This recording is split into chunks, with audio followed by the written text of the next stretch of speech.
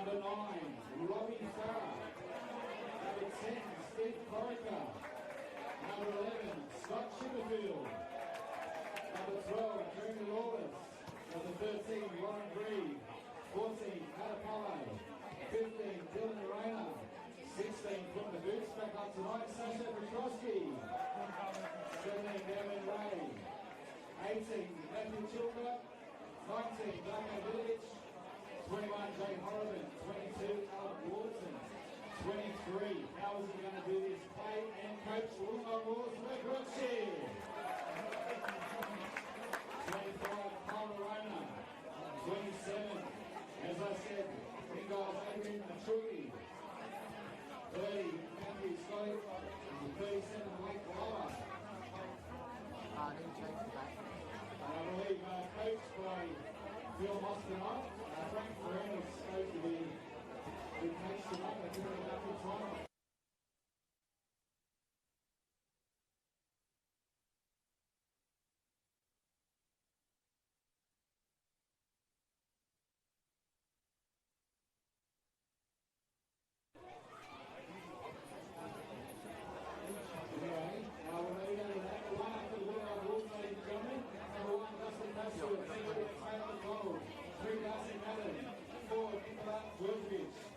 Number 5, Joshua Albion. Number 6, Ethan Candisos. Number 7, Chris Price. Number 8, Bryn Griffin. 9, Thomas James. 10, Marcus Lee. 11, Imperial Carter. Number 12, Harrison Sorrento. 13, Stephen Demoski. 14, Harry Callahan. 15, Nicholas Whitler. 16, Brian Knight. 17, James Sturchesky. 18, Henry Skeleton. 19, Paul. 20, Liam Weller-Loney. 23, Kenny Rose. 24, Robin Scott. They, of course, are coached by Luke Wiltshire. And McLaughlin was told Troy Nabel is the coach tonight, is that right? Hey, Fish. Hey, Jack.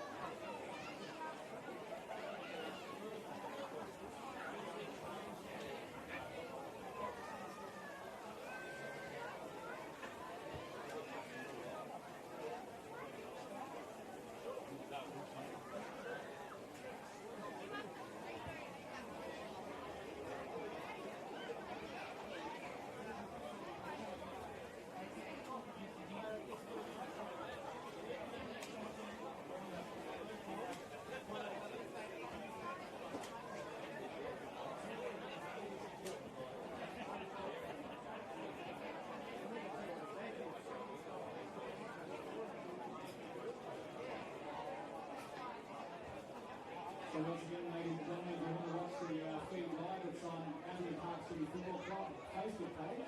You can watch the RTV live stream. Thank you, gentlemen.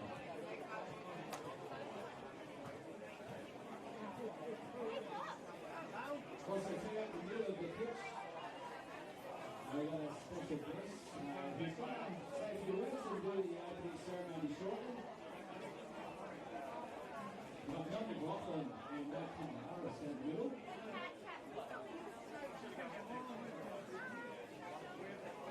So we're going to cross the bench shortly and back against the right. So when Mel might get on the microphone, we're going to give a round of applause and thank him for joining us.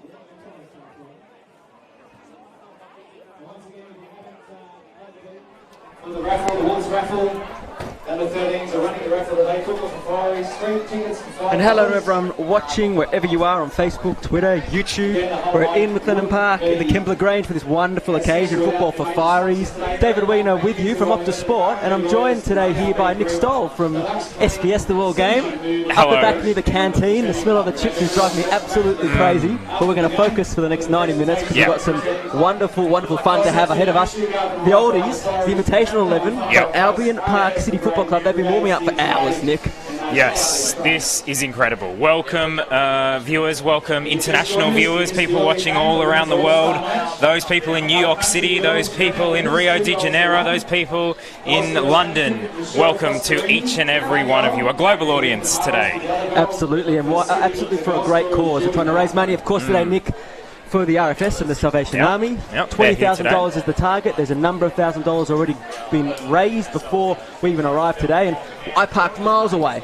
Packed stadium today, kids all over the hill, fire trucks, kids jumping in there, having a great time. It's a really nice day for the community to get together, and for football to get together and to show solidarity. And Luke Wookshi and Adrian Artruli, who you know so well through work, done an amazing job to put this together. Well done, Adrian. If anyone works with Adrian or knows Adrian, they will know he's very annoying, and that annoying persistence paid off. Because it's an incredible day today. Many people have turned out.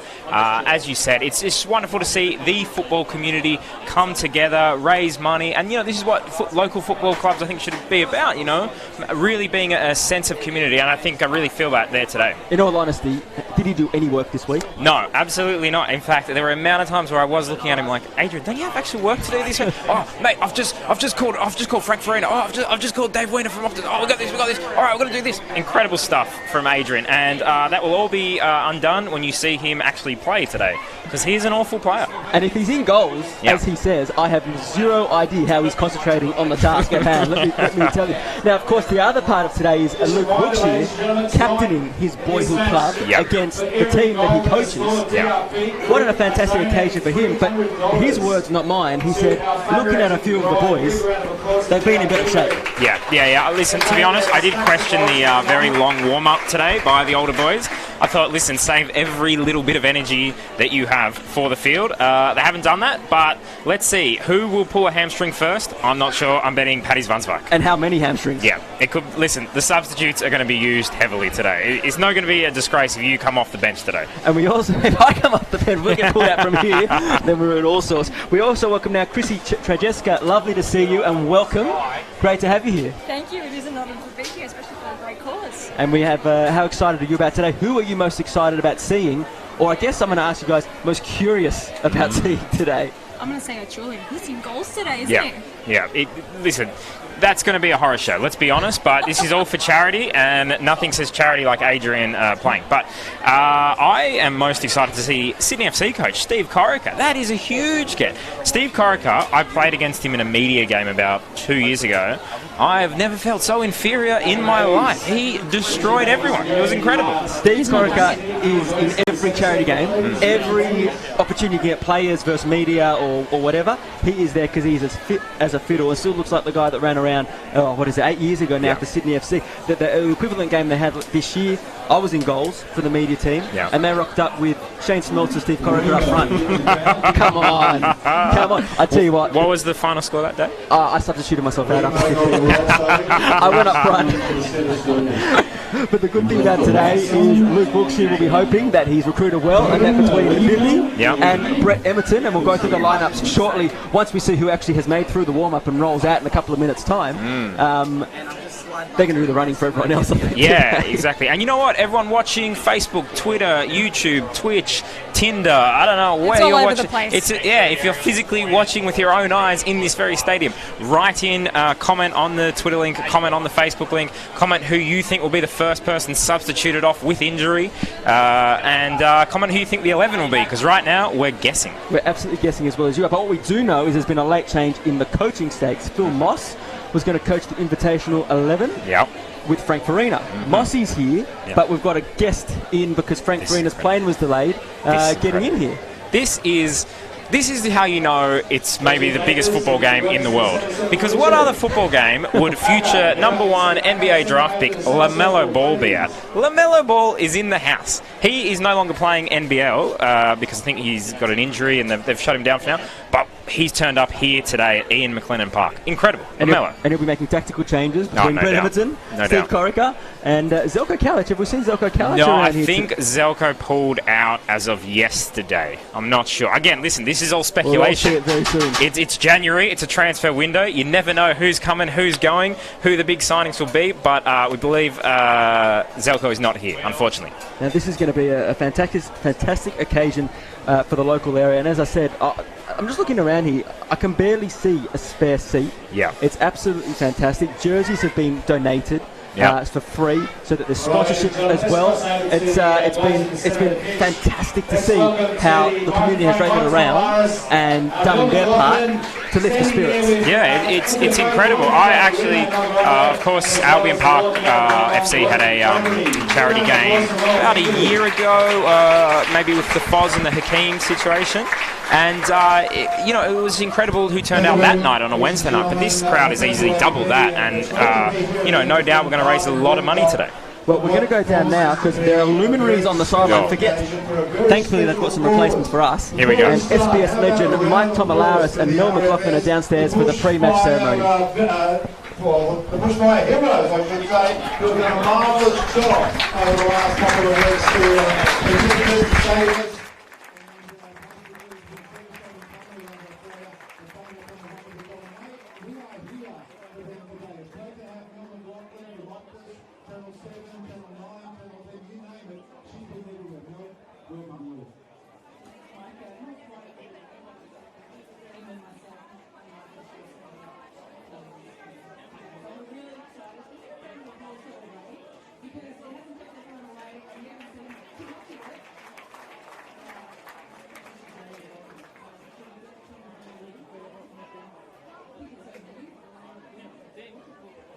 Well, good evening, everyone. Before I go any further, I would like to acknowledge the traditional custodians of this land in which we gather and pay respects to the Aboriginal past and present, and those who are emerging within the Aboriginal community to remind us of the incredible heritage that we have in this nation.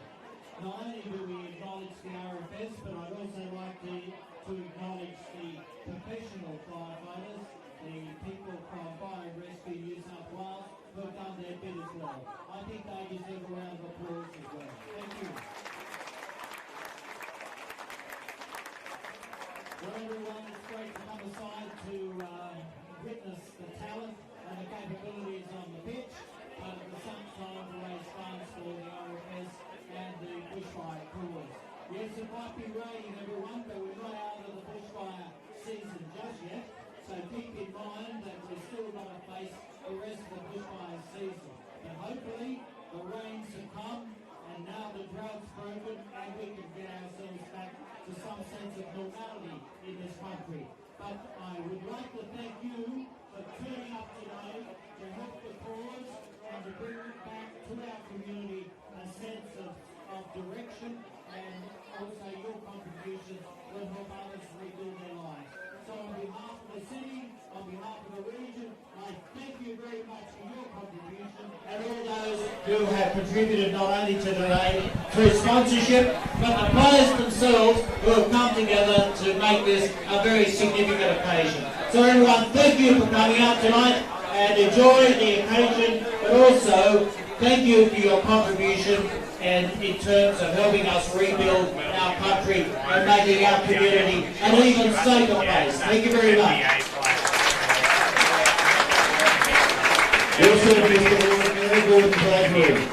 I'd like now, ladies and gentlemen, to introduce you to a member of Football Federation Australia. He's a board member, as a matter of fact, has been around the game of football for a very, very long time. Please welcome Remo Novarotto. Thank you, Mike. I'll be very brief, ladies and gentlemen. On behalf of the board of Football Federation Australia, I'd like to thank you very much for turning up here today. This country has seen some extraordinary scenes over the last month, scenes of devastation and tragedy, but more importantly, scenes of heroism. And today is about acknowledging that heroism. Football normally is associated with heroism on the football pitch, but today it's about heroism off the football pitch and recognising what wonderful contribution is made by both our professional and volunteer firefighters who have put their lives on the line to save the property and lives of others. It's a marvellous opportunity to recognise that the footballers here today, some have seen better days than you better say, and there were probably a few hamstrings pulled in the warm-up, but I think I want to recognise the fact that they've given up their time here this afternoon for this worthy cause, and I'd like to extend, if you could extend an applause to both the players, most importantly the volunteer and professional firefighters, and as the Lord Mayor recognised, an applause to yourself for turning up here today. Thank you very much on behalf of football. Ladies and gentlemen, before we get back on the field and welcome to the country, let's welcome to the field the two teams from the Albion Park City Football Club Invitational 11 and the Wollongong Wolves. Big round of applause as they enter the field.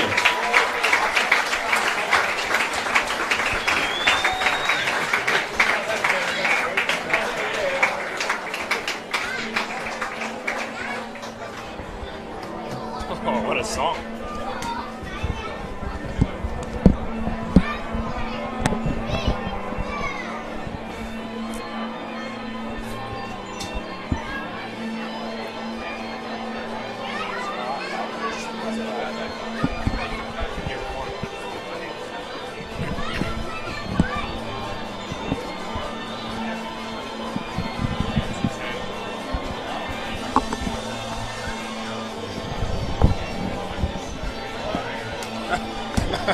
This is the longest walk I've ever seen. Have you ever seen any more players involved? As we pick up again from the ceremony before. He's still going. Yeah, the thing about that is You've got to be disappointed for Lamella. everyone has made it onto the park from that warm-up. That's the most Yes. important thing, Nick. From Well from done. the Invitational Albion Park City 11. Look at this walk. This walk continues to go. Honestly, it looks like a protest, the amount of people walking through the streets. Now, if we make our way through the Invitational 11 from the captain, Luke Wilkshire, Patrick Zvansrijk, Yes. Central Coast Mariners championship winner with in the A-League, Yep. Adrian Archuli, the president of the club here. Yes, well done, Adrian. Looking good, cleanly shaved. Now, word on the street is that Adrian, as president, has been accused of using the money from the club for his own, for his own personal needs. Yeah. Were those rumours doing the rounds at work at all? Yeah, I believe there's a very good... Listen, I think the Albion Park Club needs to seriously consider voting in a new president. I think, for example, Dylan Narunha would be a good option. I think he's going to play up front today, so we'll see. Those are the notes supplied by Adrian himself. Yes. So no credibility there. Are we going to have the anthems? Yeah, we're standing by for the anthems Maybe now. the Champions League anthem. I'm Good not sure. afternoon, ladies and gentlemen. Look, I think it's all been said in regard to the volunteers, good firefighters. I think they've done a great job and continue to do a great job. So let's give them another round of applause for what they've done.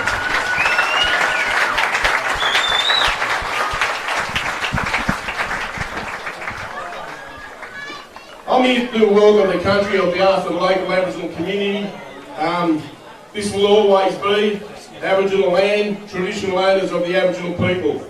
And look, I think occasions like this brings community together. And if we can be part of that in letting people know who, as a community, then I think it's great for our Australia country. So I hope everyone understands that a welcome to country is that. Welcome to country. Welcome everyone. Just go back to the pool. I'll do welcome and then we'll get on with the main stuff. Yalanga, Nangami, Nalama Yui, Bigays, Girigas Nangang Nandi, Nangamang ni Yalabi, Delabura di Nangang, Bajai ni Malay ni Yui. Yalanga. Welcome to country, welcome to land. The land we are meeting on today is the land of the Darrell people. The land comes from the south of Sydney, Shoalhaven River, Southern Highlands. Within the Darrell Nation, there are 13 Aboriginal tribes, clans that have occupied this land for a very long time. I think people have got an idea that Aboriginal people have been here for a while, over 60,000 years. So, yeah, I'd like to acknowledge my elders in my community, people showing me who I am as an Aboriginal person, to be proud in my community, to be proud in my country as an Aboriginal man, and I am. So, without any further ado, I hope that it's a great game. The two teams go out there and give it like the women's soccer game, which was a great game, and everyone enjoys it and contribute to supporting the Firies and make a donation. Thank you very much.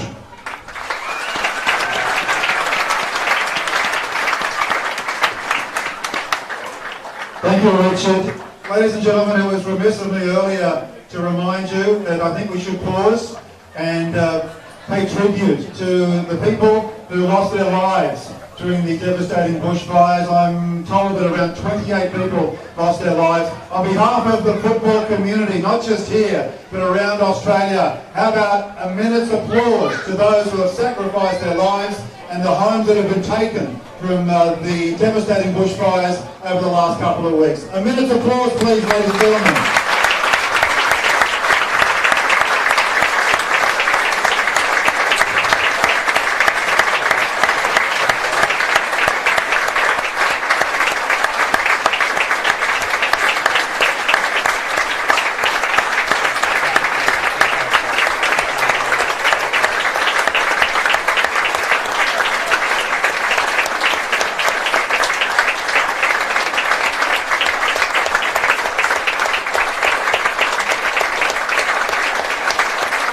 Thank you, ladies and gentlemen.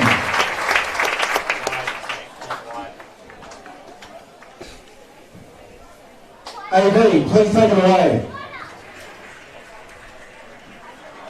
Put your hands together for all our special guests down in centre field. We're just about to get underway with the game. I'd like to thank all of our sponsors here today, including DRB Group donating $300 to the fundraising drive. Every goal scored. Put your hands together for DRB Group. Let's hope we get plenty of goals. Right, next one, minutes away from kick-off here. I think when we talk predictions, now if I was Luke Brooks here, Chrissi, would there be a bit of a package bussage from the Wollongong boss with the team he is captaining? Because he knows the Wollongong Wolves inside out. He's challenged them that they won't win by more than 5 goals. I tell you what, they'll be doing laps in pre-season if they don't win by more than 5 goals from what I've seen in the warm-up today. Predictions, how many goals are we going to see Adrian ship today? I think, I think this is going to be an incredible, we're looking at 31-0.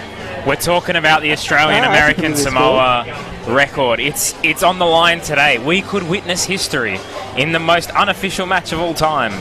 32-0. Chrissi? I'd have to say the same thing. It's going to be an entertaining match because, as you can see, Wollongong Wolves, current premiers of the NPL, up against Stardom on the other side of Albion City Park. It's going to be a match full of goals. Let's talk about the Wolves for a second, because of course they were the premiers last year in NPL. They ran away with it in NPL 1 in New South Wales. Obviously lost in the preliminary final, and that was a surprise to all. But they've got some quality players and some familiar players as well. from the back, Justin Passfield. To the front, Lachlan Scott. And in between, who are you most looking forward to? Of course, you've got Takaru Okada, number 11, who starts on the left wing today. An incredible player for the Wollongong Wolves, but also a chance for the players today to prove that they don't need their coach, Luke Wilkshire.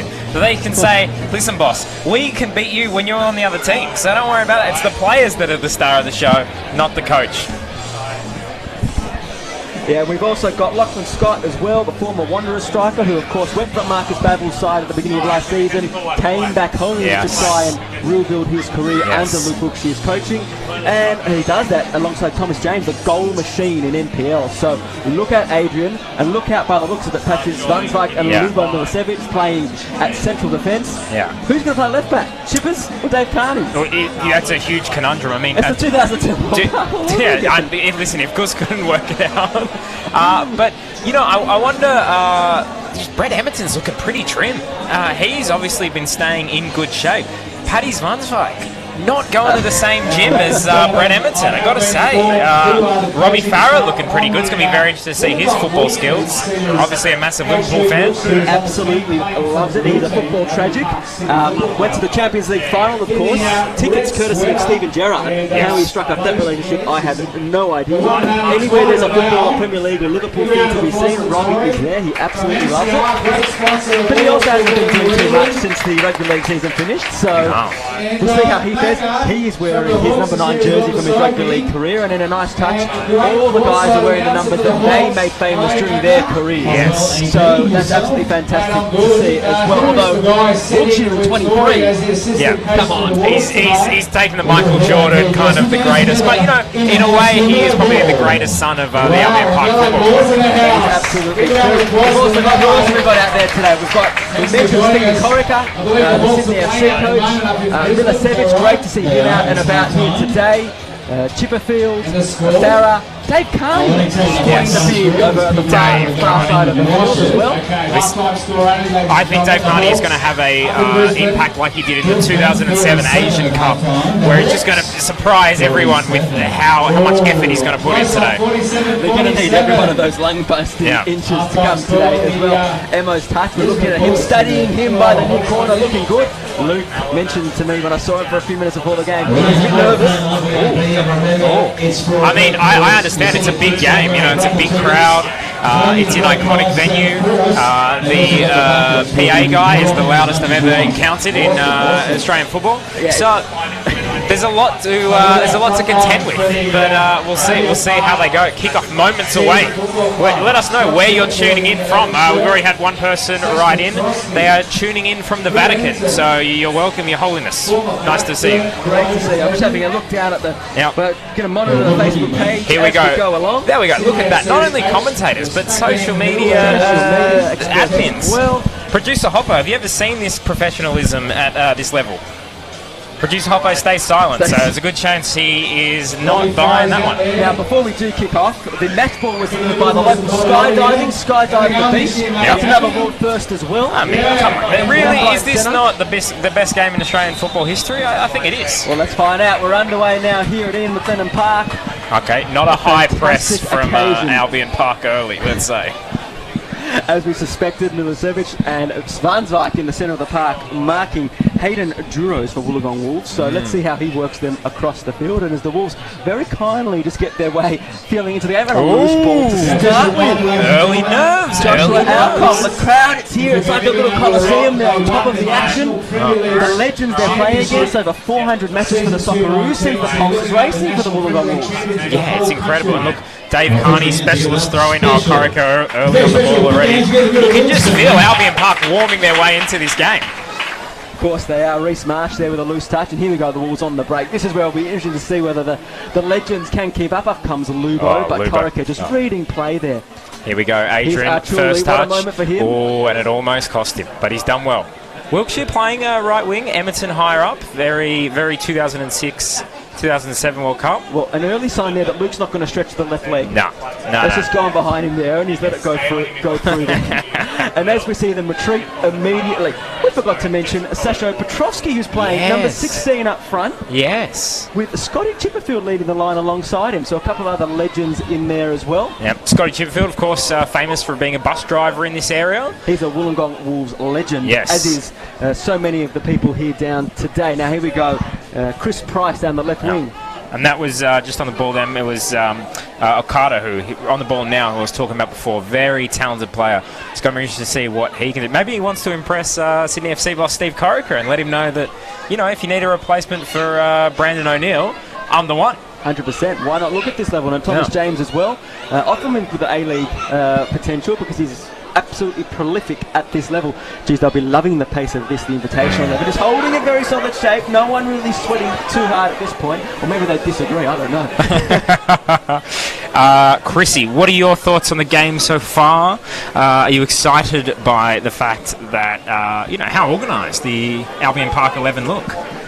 Yeah, I think they're going to they have a lot of firepower behind them. Of course, look at the experience that they have on the field alongside the Wollongong Wolves. I know that they are the current premiers of the NPL. Yeah. But you have some stars here on the Albion Park City side. Absolutely. And Chrissy, you're kind of our expert when it comes to active support.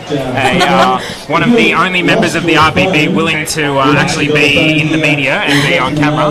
But what do you think of the Albion Park active so far?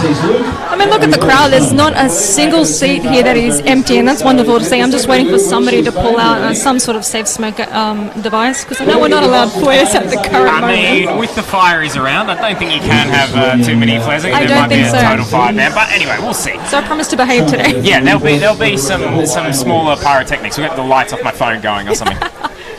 As we go back to the action, Robbie Farah playing on the left wing. What responsibility for a rugby league player. Out on the flank, up and down the touchline. They'll be relying on him and Emo's fitness. There's no doubt about that. But, geez, I tell you what, you can't blame chirp or sledge from Luke Wilkshire for that misplaced pass. He's miles away from the ball there. But his players are absolutely packing it under those conditions. They'll be running ragged through the week. Now, we've got a cast of thousands across the football media here today. And I'd like to welcome, we can't reveal his name, but we've got a representative from A-League Memes here today. Welcome. Can you give us a little clue? Who are we talking to? What can we reveal to the fans watching? Who have we got from A-League Memes today? And what are you going to offer us? Look, there's not much to offer. I'm just here to talk about the game. That's it, really. If you want to talk about anything else, happy to oblige. Don't really want to dox myself, lads. You know how it is. It's sworn to secrecy, aren't you guys? What are some of your most famous memes that people may know you by? The ones that got the most comments, the most hits. I do like, maybe it's a bit of an invasion of privacy, but when you kind of find A-League players DMing people on Instagram, that's always quite funny. A real interesting one too. We've had 2 famous examples. The old Daniel Arzani 2014 DM. That was...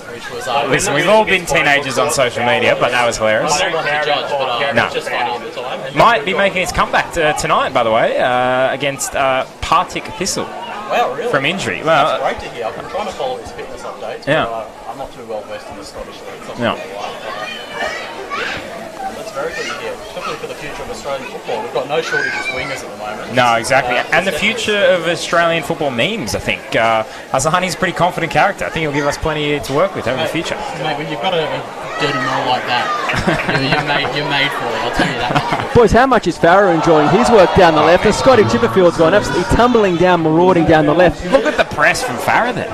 Oh my God, he slipped past too. I'm a bit worried if Chippers does a few more of those marauding runs, though. Lubo's played the offside trip. One-on-one. Oh, here we go. Adrian, here's your moment. Callahan. Oh, great goal. Great goal. Harry Callahan prods it home.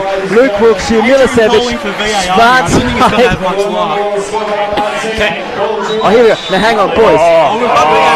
Question for you. Take it to the monitor rack. We just want to be sure. Question for you. If you've organised the game, can you call for VAR and go and overrule the decision? I feel like that's a bookable offence. Wilkshire thinks it's offside, but that's because of what he's done. No, the goal's been given, and it's an absolutely atrocious bit of defending from the veterans. The referee has gone to VAR. This is incredible. I don't know if we can roll the replay. Producer Hoppo, can we roll a replay? Is that possible? I literally did. Okay, well, he's literally doing his job. So, not to question your professionalism, Producer Hoppo. To be fair, it was LaMelo Ball as coach. Has he made the right call to play the offside line so early? Well, I don't know who Luke Wilkshire's going to liaise with, but he's gone on the phone from the sidelines to do a bit of tactical changes. No goal, and the veterans get rewarded for their defensive shape. Who would have absolutely thought it? Harry Callahan. Who would you... Oh, it's a big shot. Oh, there we go. I like the ambition. Early. That was incredible. Interesting to see Justin Passfield still going around for the Wollongong Wolves. He started out, I think, almost 20 years ago for the club, and I think played for almost every A-League club, challenging Liam Reddy, I reckon, for the amount of clubs played for in the A-League, and he's still here going strong for his boyhood club, which is great to see, and a really important player for Luke Wilkshire. Yeah, absolutely, and he's done well. I would like to see him kind of do a Manuel Neuer, get very high up. I know he's getting on in years, but let's put the pressure on Albion Park. Hey, he may have had a few plans to do that today, but it's a bit tighter over the opening 10 or 15 minutes than we all thought. It's the aura of the legends. I mean, at the end of the day, these guys are playing against some of the guys that would have grown up admiring. It's just there's a bit more timber around on the field as well. Yeah, I think that's absolutely right, and I think they've gone for a very direct approach there. Obviously, the high line might be hurting Albion Park, but look, Paddy Zansva can still read a game. Can still read a game there, and he goes Corica. Look at all the space Corica's still got. Can still read the game like a book, and Farah gets down the wing. But who's in the box? Where's Chippers? What's he got? You know what? The thing with Robbie Farah, he actually does want to prove that he can play football. Absolutely. Everyone else has proven it, obviously, as usually ex-professionals. He wants to prove that he can do it in another sport. Well, Taylor McDonald, he's got his hands full down there with probably the most enthusiastic player on the park. But I think we're seeing a bit of signs of what's to come here, because here's acres of space in the middle of the park for the Wolves to play around with. But I think they're being a bit showing a bit of mercy here, just slowing it a bit down as the guys get back. Wonderful pass out to Chris Price there. Out on the wing. Here you go. What's his coach going to do to him? Wilkshire shows him inside, and Zanzibar gets rid of it. And here's Corica and Emerton again. What a combination to be out here on a Saturday night here at Ian McLennan Park. Absolutely. And look at that, the overlapping line from Luke Wilkshire. You know what? We kind of counted him out a bit early, but Albion Park really starting to impress. Do you know what? Looking at Luke, look at these guys. They don't lose the competitive edge. No. Whether it's even something in whether they're doing it at media or at work, whether they're playing at the park, whether they're still joining in the fitness beep test after a night out, they are not going to relent. It has an incredible atmosphere. It's an incredible smell from the all the chivapi being cooked quite near us. I really hope they don't sell out before full time so we can get some. It's a stern test of our professionalism, let me tell you. Have you ever worked in these environments, Mr. FW, football memes, I should say, A-League names? Have you ever worked in an environment like this? No, absolutely not. I haven't been lucky enough to be invited into a commentary box before. Can you confirm whether you were given a $1 million offer by the A-League to do their marketing budget? Look, I think if we were given $1 million offer, it wouldn't be as bad as it was. Okay, all right. So you're saying you're open? Well, we're open to an offer if the offer's right. Okay. Want more than $1 million though? Mate, there's a big team to feed. We've all got kids, you know how it is. Got to pay the bills. If the opportunity's there, I think we'd be happy to look into it. But I do have to say I enjoy their change of direction. At least the attempt of it. You know, it's the thought that counts. Absolutely. But, I think if they wanted us on board, we'd be happy to oblige. Well, there you go. You heard it here first at the Football for Firies, the Football for Firies charity game. The offer is on the table from the A-League means to take things to a new level. But meanwhile, this parkage busage by the Albion Park City Football Club Invitational 11 was working dividends until that wonderful through ball. And Artuli with the smothering save. A career highlight there from the match organiser, the SBS host and the president of Albion Park City Football Club. Oh, that's what dreams are made of. Nick, he's been thinking about that all week. Oh, he's going to talk about it all week, that's for sure. Never going to hear the end of that. And here we go on the counter-attack. Brett Edmonton striding down the field. So Petrovsky, he just slows things down. Look at Lubo, just pushing his way into midfield. Here's the first side of cars out on the left. Plenty of space to get downfield. What's he going to do? He's going to look up. Who's in the box? I love Lubo being a frustrated centre-back, getting right in. Let's see if he gets back in time. The early answer is no. Long ball out, and there we go. There we go. A smile on Luke Wilkshire's face too. The pressure's telling. Should we do an around the grounds? Let's go. Brisbane Roar 0, Wellington Phoenix 0. In the W League, Melbourne City are leading 2-0 to the Newcastle Jets. And in the game that everyone cares about, Nepal A Division, Jackawal Youth Club 0, Nepal Police Club 2. But can you really ever beat the police? Because what are they going to do to you after the game if you beat them? Well, that's a credit to you, Nick, doing your research for World Cup qualifying months ahead of it beginning again. So well played there. And here we go. Will the VAR come in here? No, the offside is up against James. And the old sturdy legs. Ooh, does the referee need to give a yellow card there for kicking the ball after the whistle went? Oof. First big call from the referee, apart from the VAR decision. And he's kept him in his pocket. And here we go. Steve Corica, he doesn't mind getting on the ball, does he? Just pulling the strings in the middle of the park. And you know what? We've been blessed with some playmakers in Sydney FC in recent years, but Steve Corica looks as fit as a fiddle, like he could go around any minute if he needed to, the Sydney FC boss. Look at the space he's getting. Big pressure on Adrian here. Oh, he's done well. He's done well. Oh. He's got a lot to talk about early. Look at this, Lubo with the license to get forward too. Here's the giant switch out, but we've got a bit of trouble here. Take away the license.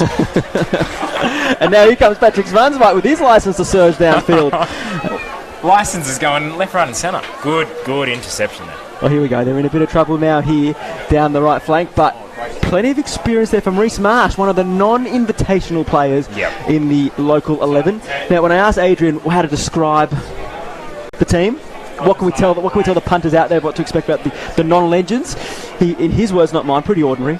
Not much to talk about here from their local efforts, but so far they're absolutely holding their own with a few little replacements in. But this is a bit of trouble here with Chris Price down the left. Here we go. Playing it inside for Thomas James. Pings it out, but Wilkshire knows exactly where his star man is going to put it. And Archuli charges downfield with a brilliant long ball out to Petrovsky. Here we go, the count. Oh, that's some lovely touches, but Chippers was now just a word, Nick, on Chris Price, who we just mentioned. He is one of the stories that I think makes today. We'll take a serious tone for a moment, because this is one of the reasons why Luke Wilkshire and the guys around really wanted to rally around for the cause. Chris saw his parents' house go down when the fires happened, and watched it evacuating on boat. And he was back at training on Tuesday and said one of the best things is that he's been able to have community around him, his friends around him, his teammates around him, his parents are here today, and this is 90 minutes for them to get back to normality with a long period of rebuilding ahead of them. So he typifies why and what we're doing today and what it's all about. Yeah, exactly. And you know, what a credit to both the club and everyone here, but also to Chris Price and his family. Oh, controversy. Thomas James just sauntering into the box here very casually. Actually, absolutely no help from... And Bourgeois has put it into the top corner. Adrian is not reaching that one, and that, I can confirm, is 1-0. Here we have a replay here. Look at that replay. Awful stuff there as Thomas James... Listen, infighting within Albion Park on that goal. You know, you've got to do better there, but great finish, nearly in the top corner. 1-0 to Wollongong Wolves. Absolute quality from Bourgeois there. You won't see a better finish anywhere in football. No, absolutely not. And I don't think you'll see more cars in the background of that shot. Incredible, the car park that is in the background there. Well done to the organisers. Did you get a spot? I worked up a sweat getting into the ground. It was absolutely fabulous to see the car park jockers. I got the train down. I actually probably need a lift. So comment if on the stream if you want to give me a lift back to Sydney. I would appreciate that very much. Oh, as a ball is given away by Luba then, they're playing Thomas James in. Lovely little touch, lays it up. But Zvansvijk's sizable rear gets in the way, which is excellent. But the ball is still alive, and Archuli is wrong-footed. And it is a double for Bourgeois, if I pronounce that correctly, I hope. And I must mention, guys, as we go towards the replay, $300 for every goal from the major sponsor, DREB Group. Well done to them. Nick, talk us through this goal. That is just, you know what, I got to say again, Albion's Park defence has just, you know, left them hanging there, 2 back, 2 on 4, and they've been punished. But you know what, it's another $300 to charity, so well done to Wollongong. Now, if Adrian is true to his word, guys, he should be opening the floodgate. $300 for every goal. Now, Nick, I'll go to you first, because you know him. Yes. Is his pride going to get on the line, and is he going to try and get in the way? Is he hopeless to get to the cause anyway? You know what, Adrian is one of the kings of spin, in that he will turn this into, he'll say that he was doing it all for charity. It's not about how he performs here today, it is about how he works out how to explain it in his mind on Monday morning.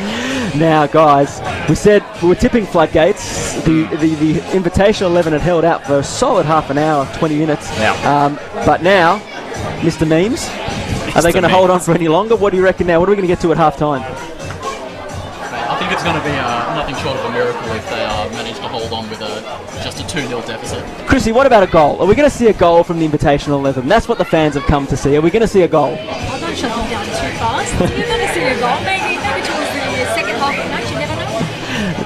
Let's hope so. Let's hope the Wolves take the pre-season aspect of it literally. And that's a brace, of course, from a player, by the way, Nick, who scored in the National Premier League final, the Australian National Premier League final over the Lions, 4-3, that Luke Wilkshire's side won in October, got them into the FFA Cup. So we're seeing a couple of players here today who are priming themselves as they start pre-season for a massive, massive season domestically. Oh, sorry, not domestically, of course it's domestically, in their local in their local league, where, you know, that's where they want to go on and go to the next level, because they were shattered. They couldn't believe they didn't win the local NPL last year. And as we've seen, a lot of players have come up through the NPL system and done well at, the A-League level, and then even gone on to Socceroos. In fact, I believe Mile Jedinak once played for the local club that played here, and then he obviously went on to captain the Socceroos at the World Cup. So good research, Nick. There you go. Outstanding. Outstanding. Coming here as a full professional, as we see Carney down the left wing, linking with Farah. He's been desperate for a touch there with the fans, baying over the sideline. He'll be used to that. It's a bit like Leichhardt Oval there for him. Absolutely. But he's robbed there as the Wolves surge downfield. Interesting. 2-1-2. We've got to say, it was a few substitutions after that second goal. Ashley Westwood is on the pitch. Lubo Milicevic left, and because I was, trying to entertain the fans, I didn't actually see who else came on and off. So comment if you know who came on and who came off. Gavin Ray is on the park as well. Flashes wide. A good shot from the edge of the area. Now, introducing Ashley Westwood and Gavin Ray, who have been I've been able to work with at Optus Sport in the last year. Gavin Ray, the former Scotland international, played in the Premier League, of course, with Cardiff City, and was with Aberdeen and Rangers in Scotland's top flight. And Ashley Westwood, who is, he's got 400 caps in England's lower leagues, played with Bradford at the turn of the century in the Premier League as well, and came through the Manchester United Academy in 94-95. So interested to see him lay on the boots as well, because he's certainly got plenty of experience, and the two of them are a wealth of knowledge, having been able to work with them on Optus Sports coverage in the last year. But there's a rare turnover from Steve Corica in the middle of the park. Yeah, it is incredible to have players like Gavin and Ashley Westwood involved in this as well. And it is good as well to see that, it's not just Australian players getting involved. I think everyone who, are right around the world, who's either lived here or spent some time here, or, just knows Australia, they saw the shocking scenes, and everyone has wanted to do something, whether it's be donate money, whether it's be organise things. So, yeah, fantastic to have them involved. 100%. And of course, this is, here we go, as we briefly break from that, as Thomas James has the ball on the edge of the area. A dive in. Ball is still alive. Will James finish? Yes, he will. Actually left on his rear. Deflected goal. That's unlucky there, but that's 3-0 to Wollongong Wolves. That's $900. There you go. My maths sweated there for a second on that. I've got to say, Scott Chipperfield and Sasha Petrovsky already standing at the kickoff spot before that goal had even been scored was not a great confidence booster for the defence. But basically, like, we know it's coming, we'll just stand here, and they're ready for it. So here we go. We're underway again as Emerton plays it out to Wilkshire on the right. There's a little chip in behind for but the combination's not quite there. Chipperfield is a local hero. You did mention that a bit earlier. The famous bus driver, won a couple of championships with the Wolves before he jetted off to play in Switzerland, where he had a storied career, and it's great to see himself. Petrovsky, as we break here. How good has Harry Callahan been early on? Outstanding speed as we play on the edge of the area with the Wolves. Now, hey, are they toying? Are they toying with the Invitational 11 right now? I think so. I think maybe they want to show Luke Wilkshire they can play a bit of possession football at the edge of the box. And that they won't be intimidated by a side that parks the bus and then refuses to do anything while it's parked either. Now, keeper charge. There we go, Pat. We talked about that earlier in the game. Maybe he was given a 3-0 buffer before he was allowed to unleash the shackles and unleash his inner Manuel Neuer. You could tell David Carney wanted to shoot there to try and catch Justin Passfield out. Well, they would have been teammates once upon a time. Yeah, absolutely. Dave Carney also had obviously a storied career in the A-Leagues, an FC legend. Played for the Newcastle Jets as well. Well, robust clearance there as they clear the lines. Here comes Westwood. Nice little touch there. Out for Corica. I was just going to ask how long they can hold possession for in the opposition half. They have regained it, but there was a little bit of an issue. There you go, just people applauding our commentary there, Dave. Good to hear. Thank you very much, everyone. No doubt they've all turned it on mute here in the stadium, but hopefully you're still listening at home and enjoying this. And now we must remind you, it's not just people attending who can. Obviously, there's been plenty of donations, as it was a gold coin entry fee. We've mentioned the shirt sponsor. We've mentioned all the sponsorship that's come in today, and DRB as well, who are sponsoring $300 for every goal. But you can donate at home. There is a link in the stream that you're watching on social media as Jesus Wilkshire flies in on price. Luke, you want this guy fit for the season, mate. What are you doing? This is seriously, this is no mercy from their current manager. I mean, let's be honest. Can you imagine if one of your coach injured one of your players? That would just be, what an incredible moment. A-League memes would be all over that. So hang on, Luke's taken into his mind. He's got about 6 weeks until the NPL season begins. Yeah, no, who can he take his frustration out right now that's good enough to recover by the start of the season? I'll probably ankles heal in about 3 weeks, so he'll work that into the pre-season plans. Yeah, but the problem is, once your speed goes, what else are you going to do what else are you going to do to bring them down? What is Luke like to work with? Obviously, you know, a coach of one team playing on the other, but what's he like to work with at Optus? He's been it's been wonderful working with all the guys that come through, the Socceroos legends, the Premier League legends that come through. They're so keen and eager to get involved in the game, as we see Luke get involved here and maraud downfield. And Sasha, can he keep the ball in? Go on, Sasha. Oh, the back little heel. Back heel. Oh, it didn't come off, but I like the ambition. Offside there. No, Luke has been a wonderful addition to Optus Sport on our Champions League coverage, on our podcasts.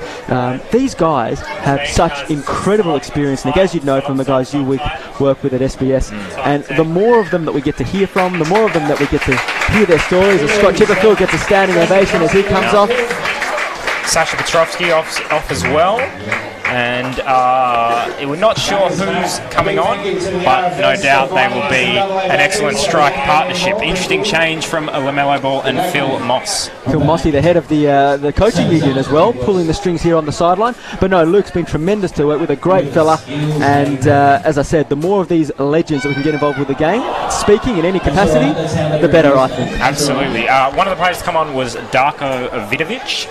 You might have noticed him. He just lost the ball, so not the instant impact he wanted. And Chrissi, I believe you know who the second person was? Yes, the second substitute was Jeremy Lawless. There you go. Forgive me, guys, I'm getting that. No worries, Chrissi. That's sensational. And how entertaining has this match been so far? Fabulous atmosphere, fabulous entertainment, and we haven't actually seen anyone go off injured either, which has been a positive so far. Absolutely, well done. You know what, I've got to ask, is there pressure on Coach Phil Moss and LaMelo Ball to take a more attacking, down 3-0? Do you go for the win? It's a one-off game. Well, hang on, stakes high here with Wilkshire and James.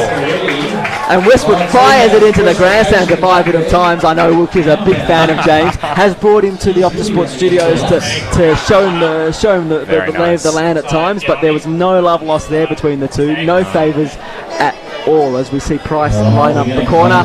Wilkshire toying with him a little bit. I like the short corner routine. Let's see if they can work into a goal. Here we go, piling on the pressure of the Wolves here. I tell you what, the one thing that the Albion Park guys will be quite good at is clearing balls, I think, outside of the box. So what a save by Adrian Alciuli. Harry Callahan is causing all sorts of danger, and I've got to say, I'm giving Adrian a couple of days with you to talk about these exploits. But we're going to pause for a sec because hang on, what are they playing over on loudspeaker? I can't even hear myself think.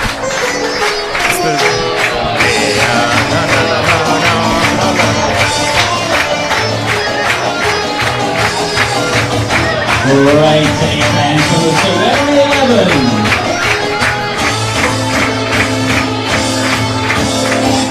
Well done. There you go. That was Chrissy's ringtone. Incredibly loud. It's my mother checking on me. I made it here alive. And there's your revenge from Chris Price on his boss, Luke Wilkshire. And the crowd has absolutely loved that. And the coach has given him the yellow card. Fantastic scenes, and now we know who's pulling the strings here today. That was brilliant. Just quietly, did you see Adrian waving for another ticket? He was calling for the rep to dish out a second yellow. You know what? I think that probably his best chance of getting or even a goal in this game, never mind a win, is to get Wollongong down to about 6 players and hope for the forfeit. I'll tell you what else, I thought there was drinks breaks for the fellas tonight. It doesn't look like it. They've done tremendously well to stick it out for this long, because I'm working up a sweat here in the grandstand next to the canteen, which is smelling absolutely tremendous next to us. Absolutely. Producer Hopper, do we have a clock? Do we know what time we're in into the match? I can barely see it. Producer Hopper looks as confused as I am when I look for the time. Presumably we're about 25, 30 minutes in. 26 minutes in. Well done, nice guess. There you go. You know what? Should that be a game? Should we guess the time? Because I know the setup we have here, very professional from Bar TV Sports, but just a little unprofessional for myself, not being able to see the score or the clock. But the score is 3-0 and the clock is the 26th minute. Here we go, we're just getting a plug through the PA at the moment. Are we? Thank you very much. All right, fantastic. And that is a reminder, of course, that to anyone here at the ground, or you get the live simulcast here if you want the commentary, but absolutely, anyone watching at home, more importantly, it looks like there's a few of you. As I said, the donate link is there on the social media post, on Twitter, Facebook, and on YouTube, and give generously, because it's great for this community here, and everyone in every community wants to give. Nick, it's great to see the football community giving all over Australia. We've got, as we... Hey Will, I've just got nothing in your screen. Pause for a second for Robbie Farah's moment of glory, but no, it's just trickled on to Justin Pascal. We've got a game in Melbourne. We've got the loose sticker organised game coming up, the massive one at ANZ Stadium in a couple of months' time. So it's great to see everyone chipping in across the board. Absolutely. We had the RBB raising money late of last year.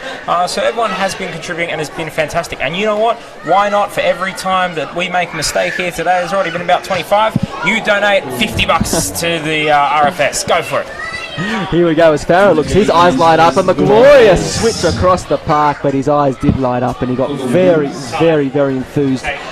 Can I say, what about the power move of Justin Pascal to take off the gloves and throw him down? Oh dear. Oh my God. Is that a duel? Is that almost a challenge to a duel with the gloves off? That is quite some confidence, because for what people don't know, these balls are getting kicked at least 100 kilometres an hour. It's quite painful. Very scientific analysis there. I agree. Well, being a goalkeeper, it sort of gets embedded in your mind. It's like a scarred memory. Have you ever just thrown the gloves off in an attempt to intimidate the opposition? There's been moments where the hair tie breaks and you got to take the gloves off, you got to tie your hair back up, and someone decides to attack you last minute. So what other options do you have? Exactly. I guess Adrian actually will not be having the hair tie falling off him. Quite a bald man. Oh, here we go. A bit of playmaking from Pascal out from the back, taking the you-know-what as Luke Wilkshire saunters out to Mark Price on the flank, and he's played it back inside, and here we go. Westwood marches up to intercept.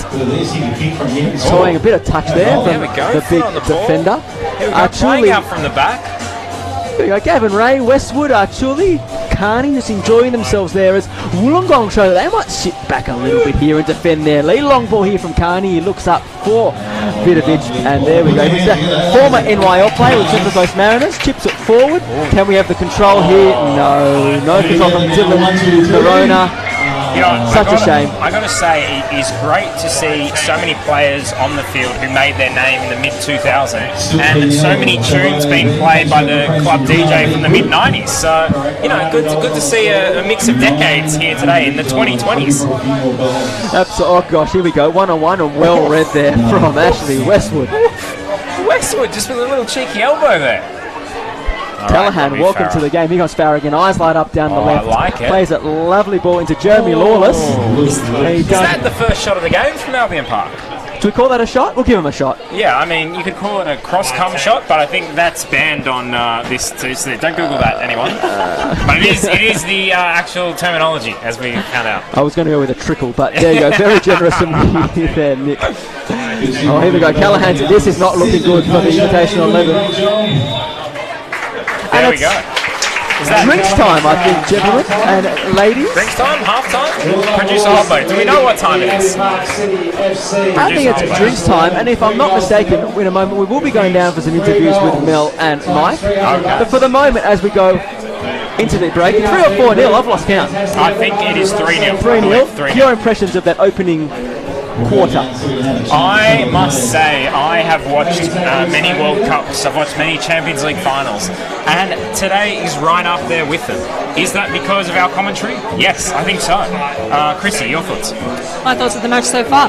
Well, Wollongong Wolves, unsurprisingly, on fire. Especially down the left-hand side. You can't take your eyes off Chris Price at the current moment. He seems to be one of the main players that Wollongong Wolves continuously send the ball towards. Sooner or later, I think he'll be the left-hand side. They'll be scoring more of the goals rather than the right-hand side, even though Callahan has also been on fire. Just the entire front through. Fascinating close-up view here of the dugout for the Invitational 11. Archuli hands on hips, Mossy delivering a few instructions, but a lot of water being guzzled down from a few very, very, very tired men who, I heard before the game, some of them were just talking about their preparation, and most of them were, has it been 3 years, has it been 4 years, has it been 5 years, when was the last time you laced on a boot? So they haven't done too badly. No, absolutely not. There's more to come off that bench. I believe Matthew Skoffick, I believe his statistics read 20 games played, 2 goals scored, 370 beers drunk. So, look out for Matthew Skoffick. I'm looking now for any other interesting things going on the bench. It looks like Mike Tomalaris is just enjoying his time down with the crew, so I don't think we're going to get any interviews just yet. And Mossy's barking some instructions, but it looks like Adrian's barking equally as many instructions. Well, I wonder, is infighting already starting in this makeshift 11? Often it takes time for these players to gel, but there's pressure, 3-0 down. Will we get an Istanbul type kind of rev up? Will there be a tactical change? Will this be one of the all-time great comebacks? That's why you got to stay tuned. It's going to be an incredible second half. Yeah, absolutely. I'll tell you what, there's a lot of LaMelo Ball's reputation on the line here to see if he can pull this back. Absolutely. I've got no doubt that NBA list managers will be watching this managerial performance from the young man. No, I mean, this is the thing. If you're, let's say the New York Knicks or something, and are we going to take LaMelo at number 1?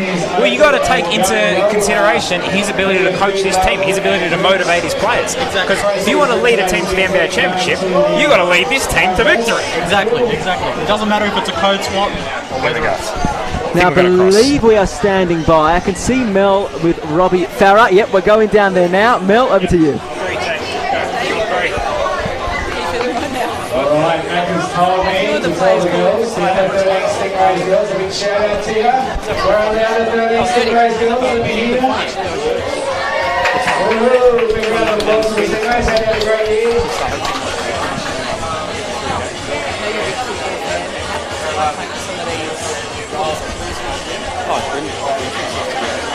All right, we've got our Fredo from the Wollongong Wolves, one of the hardest workers in the Illawarra ladies and gentlemen football. He's doing a great job. We're going to applause for our Fredo. He's running the raffle, the Wollongong Wolves under 13 raffle. Not running so much, but trying to keep yourself active, so it's actually good to get out here and get the boots on. It's been a while, so he's also got a figure for you, ladies and gentlemen. The Wollongong Wolves under 13 have a great 2005 brothers. Give a round of applause for the under 13s. Obviously, I watch a fair bit of it, so I like to understand a bit of the game, but probably not too much on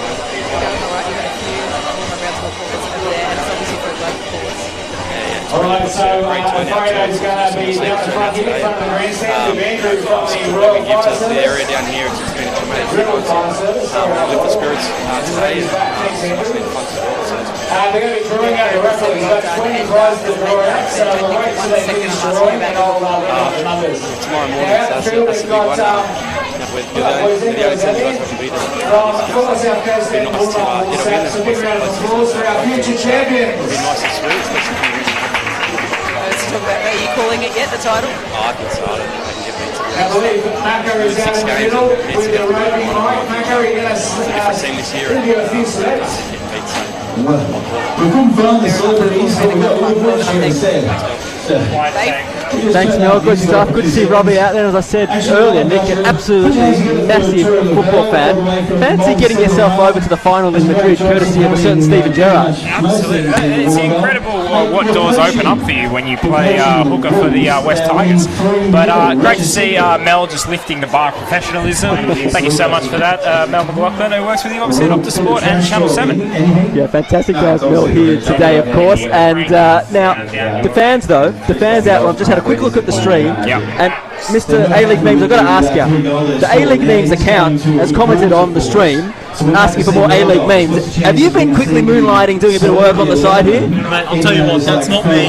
I am the height of professionalism. I'll tell you focused. I am completely focused on this job, and I'll tell you, I have not touched my phone since we started. How many of you are there? Pardon? How many of you are there? There's about 4 regulars that get the engine room going, so most of the posts you see will come from one of these 4 people. And in total, there's about 10 or 11 that get around a bit more sporadically. So I mean, it's a great dynamic to have. Everyone loves to be involved. It's good for a bit of clout here and there. So yeah, it's great. It's great fun. Do you want to tell us about your own fundraising efforts that the A-League Memes done? Obviously, you guys take the piss basically, but you guys have done a really good thing. Tell us about what you've done for charity. Yeah, so basically, one of our admin just one day said, you know what, let's get something happening. We put out a tweet, we added all the A-League clubs, then we included Ricardo, and eventually each one got involved. We figured that they each tried to top each other with something they could send, like a serious prize, like a signed shirt or a signed ball membership pack. And then we tried to incorporate some gag prizes, some of the favourites one being the Central Coast sauce bottle experience. Incredible prize. We saw an influx of Central Coast fans donating from all over Australia. But so those are still steadily rolling in. We're up to, I think we're just past 30k. We're very close to it. So I mean, it's been those involved, those behind the scenes. Big shout out to Matt, Durga, Tim and Mikey. If I'm forgetting anyone, I'm really sorry, but the hustle you guys have put in has been absolutely amazing. Yeah. So thank you guys for that, and hopefully we can continue and get some good works happening. Yeah, it genuinely has been incredible, and I got to say, I think the A-League Memes, as a long-suffering A-League fan, is a breath of fresh air in the game. So really appreciate the work you're doing, both in charity and for the lols. And what about you, Chrissy? You're here from Ladies A-League. Tell us a little bit about what you do, because the great thing is about today and about all the football media is that you have your SBSs and your Optus Sport doing what we love. But there's so many people out there just having a crack and doing what they do for the game because they love what they do. Tell us a little bit what you do. Yeah, that is actually quite what we do. So the majority of us are football fans. We all started from the bottom. Some of us are actually rookie reporters who started off studying and just wanted to try and get a job, get some sort of experience, get something going. So I met Rosa about 2.5 years ago now, actually, at an FFA Cup match between Adelaide and Sydney FC. She said, what are you doing? Well, I said nothing because I was out of a job. And she said, well, we're doing a thing with football and we're trying to get women involved. So a bunch of rookie reporters as well, just fans in the game, we all thought we'd get together, write our own articles, create our own content, get the game out there even more, do whatever we can to contribute to Australian football and also the women's game. But at the same time, the serious bases are covered. Let's have a little bit of fun with it. Let's crack some jokes. Let's broadcast, pick A-League, all at the same time as broadcasting the game, getting information out there, and showing the rest of the world that what Australian football is. Absolutely, because we can take ourselves very seriously, can't we? So it's always good to sometimes remember that this is the great game that we're all lucky to be involved with, and I think today sums it up as much as anything. I know the moment that Adrian and Luke called me, it was absolutely, I'm down here in a heartbeat. Yeah, absolutely, and I've got to say, it's great that we had a man yelling over Chrissy just to be symbolic of the Ladies A-League experience. There can be a lot of men yelling in the mentions, so it was nice for the PA system just to yell over your answer then. So, but very great work that Ladies League does. I really enjoy also what you guys contribute to Australian football, like A-League Memes. Every game you're there tweeting, you're there doing match reports, and it makes just for a better experience. So I think we see that when football can come together, as we have done today, it's so great to be a part of the football community, and I'm so proud to be here and be a part of that. 100%. Fantastic stuff. Now, this is the longest drinks break in the history of football drinks breaks, because I think the Invitational 11 had to warm up entirely from scratch once again, and I was initially worried about getting blown out from the start, but now I'm worried about them restarting having stopped. Yeah, exactly. And you know what? I think there's been a change in referee as well. Well, Wilkshire can actually put the shirt on this time as opposed to just doing it from right back. So yeah, I'm really looking forward to the second half. Chrissi, what are you predicting for this second half? Well, you can only hope and pray that the boys do score some sort of goal, give them a little bit of confidence, but Wollongong, they're ruthless. They're absolutely ruthless. Orica, Emerton, Carney, Chipperfield, Svansvik, all on the bench, all looking rather crestfallen as we speak. Huge call from the boss there, but like we said, you know, if Melo wants to be number one draft pick, he made a big calls, and he's done that. Now, by the way, is there a coach in the world under less pressure than this bloke? I don't know. It's very hard to see. Chrissi, you're a Western Sydney Wanderers fan. You know all about coaches being under pressure. Don't we? The entire fan base, the club, everybody's just on pressure. When's it going to end first? We don't know. I think it's a pressure cooker. But yeah, no, I'm really looking forward to it. It looks like Adrian is actually calling me right now. Let's get him on the comms. Adrian, if you're tuning in, I can't answer. You guys take over, and I'll answer this quick. All right, there we go. We'll just take over. You know, this is a bit of a hatchet. But let's see what's going to happen. Robbie Farah still out on the left wing. Moments away, kick off the second half. Let's see how we go. And we're underway. And so is the NWA beats in the background. Nothing like a bit of ambient noise, I'll tell you that much. Yeah, I gotta say, you know, like this is kind of like the big bash of football. You know, they got music. I think Adrian was talking about having fireworks, but I don't know if we talked him out of that, given it was for Firies. So it didn't seem like the best idea, but you know, I like the ambition. But there was the suggestion of a bit of a safe smoke before, so I hope that comes through from these Albion Park or Wollongong Wolves ultras that are walking around in their Stone Island and Fred Perry. But I'm not too sure about that, but who knows? Absolutely. And should we have another check around the grounds? I believe there has been a goal. Let's see. Hopefully in Nepal. Yes, we hope so, but let's have a look live. Brisbane Roar 1, Wellington Phoenix 0. Dylan Wenzel-Halls with the goal. Well done, Robbie Fowler. A bit less under pressure there. Of course, Melbourne City have won 2-0 against the Jets in the W League. And in the game that we're watching, you know, you want to keep one eye on this game here at Albion Park, but you also want to keep an eye on the Nepal A Division League. Jackawal Youth Club 0, Nepal Police Club 2. Now, you know what those games are doing around the grounds to here as well. No doubt about that. Absolutely. But we have a very special guest with us now. Mel has got... Hang on, that means Adrian's been hooked. Yes. Very interesting. But no, we've got Mel down with Adrian on the sideline. Thanks, guys. Congratulations. Albion Park City FC. That's the hat you're wearing today. You've done an amazing job. I'd love to say I'm wearing a hat because I've got no hair because I'm getting burnt under this. But no, thanks. No, I hope you're all enjoying it at home. And yeah, it's a tough first half. 3 goals, 3 tap-ins. Not much I could do. You know, you had a good save there. Yeah, a few good saves. We're just struggling a bit up front for pace. There was a bit misjointed. We made a few mistakes at the back, and they turned into a bit of a shouting match. No, I think you're struggling in more than one area. Not you, but the team. Yeah. It's not just us. Yeah, I think the skin folds have been an issue. Our fitness, we really should have done a bit more pre-match beer drinking. I don't know. I just don't think we've been up to it. But that's been good. It's been good. So. You must be happy with the support here. As we said, it's a bit grey clouds. It's a little bit cool, few drops, not kept anyone away. No, it's great.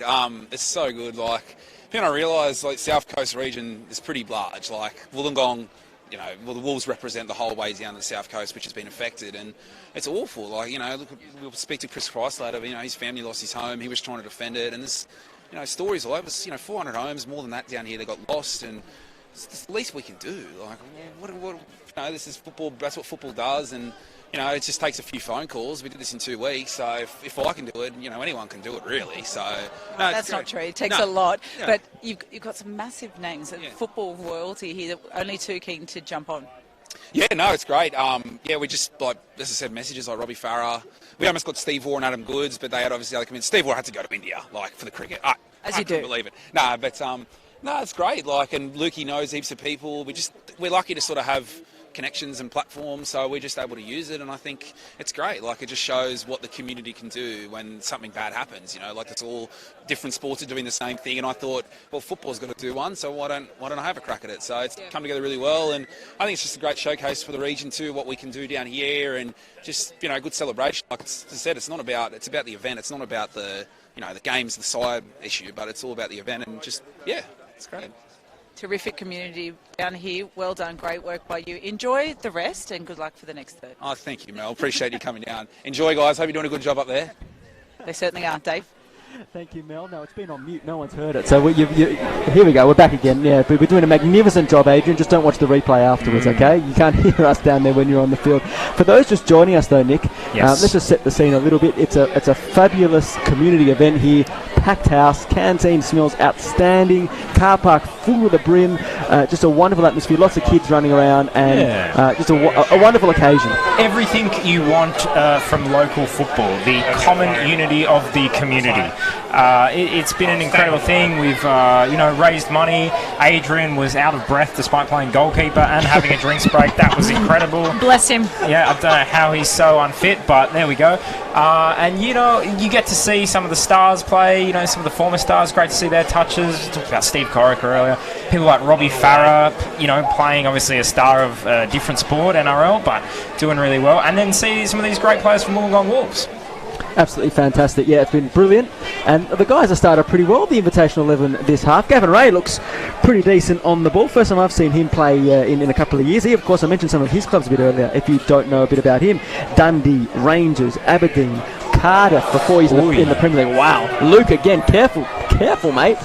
And we played down the right flank. I think this is as expansive as they've got here, the Invitational 11, but that ball is out into the sticks. The apology comes, the wave comes, and the Wollongong Wolves breathe a sigh of relief. Just counting as many hands on hips. 1, 2, 3.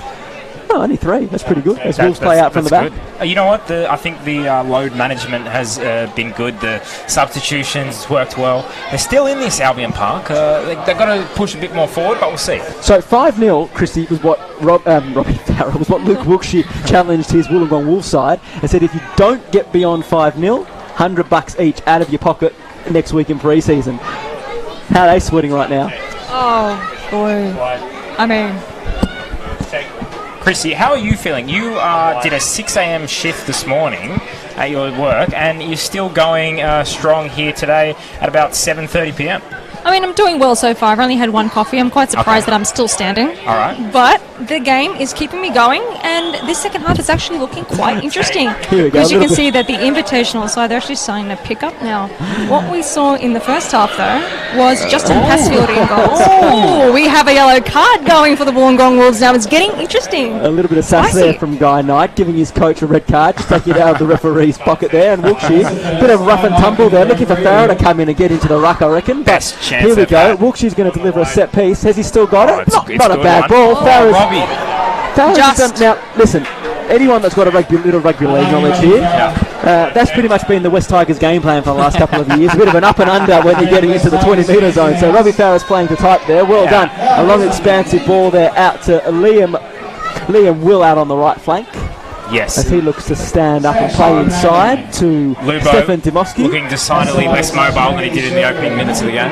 Dimoski with the ball here on the edge of the air. Chips it, but a safe pair of hands from the deputy keeper, Timothy Walsh. I got to say, I think Timothy Walsh has done already better than Adrian actually. 0 goals conceded. But he's going to face a wave here as Dimoski comes again inside for Harry Callahan. No, that's not Harry Callahan. Harry Callahan says, hang on, referee, there's 2 number 14s. What's going on here? Yeah, I don't know. There is something going on with the numbers, and I think we've been given false information.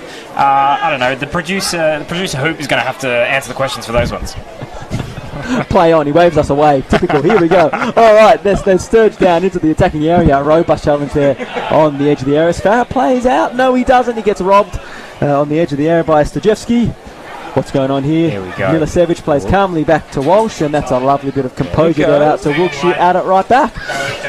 There we go. Keep a bit of possession. We'll see them build up from the back. Very slow build up, but that's all right.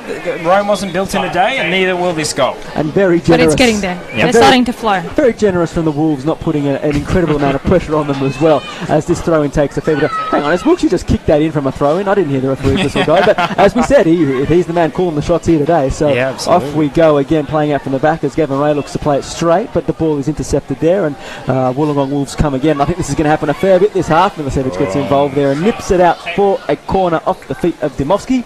Yes, when in doubt, kick it out, Lubo Milicevic. Well done there. You know, I once played a charity game with Lubo Milicevic. It was the Les Murray Cup, and he generously went to the service station and bought the entire team donuts and Gatorades. So, you know what? Really appreciate that. Not sure if he did the same thing at half-time, but, you know, Lubo, very generous teammate. Absolutely. Well, that must come from his new career. See him down at Bondi Beach, down at Porch and Parlour, serving patrons there, and he's one of the favourites there in his new life, Lubo. So yeah, absolutely. You can see the tan. I mean, you know, it's incredible. He'll tell you about the vibes. The vibes, I'm sure the vibes here today are great. Chrissy, your thoughts on the vibes so far? Wonderful vibes. And great vibes. The vibe is definitely getting higher and higher for the Invitational side here, because I'm actually starting to see Wollongong Wolves drop. Oh, are you predicting a comeback? I'm keeping an eye on the goalkeeper here. As we saw in the first half, Justin Passfield was shifting his way up the field, ensuring that nobody would pass their half. But as you can see here, as we interject there, the referee points to the spot for a penalty for Wollongong Wolves. The right call, I think. The right call. No need to go to VAR out there. Chrissy, that will be your first dose of commentator's curse, saying that they were doing better, and then they just conceded. And look, I said the same thing about the Wanderers at the beginning of the season. Look where we are. Should just stop talking. Yeah. And up steps James Stoll. Has to be a Panenka. Has to be a Panenka penalty. Huge moment for Timothy Walsh here, with a big crowd watching on. Predictions, guys. Which way do we think he's going? It's got to be Panenka down the middle. Oh, Wilkshire, here we go. Oh! Over the bar. Hang on. That's years of experience from Luke Wilkshire picking the referee's blind spot to search 15 metres from behind and get him before the ball's even been kicked. You know what? That's the kind of streetwise nature that you get from playing so many years at the top level. That shows professionalism to me. Well done to Luke Wilkshire for doing such a great job. I tell you what, we spoke about who were the popular figures down here. We spoke about Chipperfield. We spoke about Petrovsky. You can see today, this is Luke's domain, isn't it? No, he's done sensational, even though he's way out of position right now. Let's see if they can score again. Oh, very cheeky backheel clearance, and Walsh grabs it gratefully in his arms, and he slows it down gratefully for the Invitational 11. Do we know if it's not only goals that people will donate to charity, but also saves? Is saves also? Or maybe we get Adrian to do a bit of a Matty Ryan. Oh, here we go. Sparrow takes Robbie Farah is on the run. Chip and chase, gets into the box. Really tried there excellently, I have to say. He looks disappointed with himself, Robbie Farah. He is desperate for a goal. He said it before the game, but Harrison Taranto there with a little opportunity and chips it over the bar. It was great to see Matty Ryan, guys, who saw some of the charitable things happening in the Australian media and decided to chip in with a save donation from him over the weekend. So that got a lot of publicity, and that was fantastic to see as well. And what was also fantastic to see was Optus Sport, of course, contributing with their own initiative. I think it was $1,000 for every goal scored in the Premier League that weekend. Yeah, it was wonderful to see the organisation chip in, because like so many of us, we felt helpless. What could we do to show some solidarity, show that we're with all the people affected, and also continue to raise awareness that we need to continue to raise money as well. And the Premier League, it must be matched us dollar for dollar for every goal as well, and shared it on their pages too. So definitely lots of publicity for what's going on across the planet. Absolutely. And you look, Farah has really taken this game by the scruff of the neck, just absolutely bringing the ball upfield. You know, he's done sensational. I can feel a goal coming for him. I can feel it. Well, listen, I was going to say I think he's moved up front, but he was just sort of trudging back to his left wing position, slowly making it back on side, as he did during his rugby league days. And as we play on here through the middle, as some slow build, a bit of a heavy touch there for the Invitational 11. But there's a Lockie Scott. We haven't seen much of him yet today. No, of course. Chrissy would know him for the days at the Wanderers. What's it like to see him not in the red and black? Oh, well, it is quite upsetting to see that he's not in the red and black at the current moment, but it's still good to see him playing at NPL level. He's a very, very talented youngster. You've seen him not only in the Wanderers, but he's also one with the Wanderers youth, also with the Wollongong Wolves, so he has a bright future ahead of him. There's a lot more to come from him. She says that, but she was throwing snakes at him earlier for leading the club. So, you know, Chrissy, the actions speak louder than words. Still only 22, so he'll have plenty of hopes that maybe he had to get out of the Wanderers. It wasn't working for him under Marcus Babbel. One of those players that comes through that everyone always has raps on, but just couldn't convert. There have been a few of them we've seen that have dropped down and maybe disappeared, and a few that have come back. What do you reckon, guys? Do you think he's got another go back in A-League level in the years to come? Well, yeah, I think definitely, because anyone who doesn't work out under Marcus Babbel, I think no one works out under Marcus Babbel. I think anyone is. Chrissy, you'd probably be able to tell us more, but I don't think one single player. So I think he should return to the Wanderers when the Wanderers get a new coach, which will maybe be after Sunday. Yeah, definitely. I can definitely agree with that. Oh, he's almost got through there. That is some kamikaze defending. What do they say? Stay your feet, stay your feet, stay your feet. Dive and slide in with both hands. Excellent work from the experienced hounds in the Albion Park at City FC Invitational 11. Steve Corica's back on, everyone, which is great to see the Sydney FC coach back to pull a few strings with Brett Emerton now in the middle of the park. I like this from Lamello. He's brought on some of the stars again. Great turn from Chipperfield. Lovely outball to the right flank. David Carney. We've got Chipperfield and Carney both looking fairly central at the moment with their prodigious left feet, and the ball's found absolutely no one, and now we've got a few players pointing around going, you're chasing, and I don't think anyone is, as Wollongong Wolves surge downfield again, and the sandwich tackle from Zvansvik as the Wolves retrieve the ball. Wiltshire looks up. Anyone willing? Any willing runners? Of course, Corica is. He's making a run into the channel. Chipperfield comes short. Petrovsky is not really willingly running, but he's calling for the ball. So the target man, and here he is.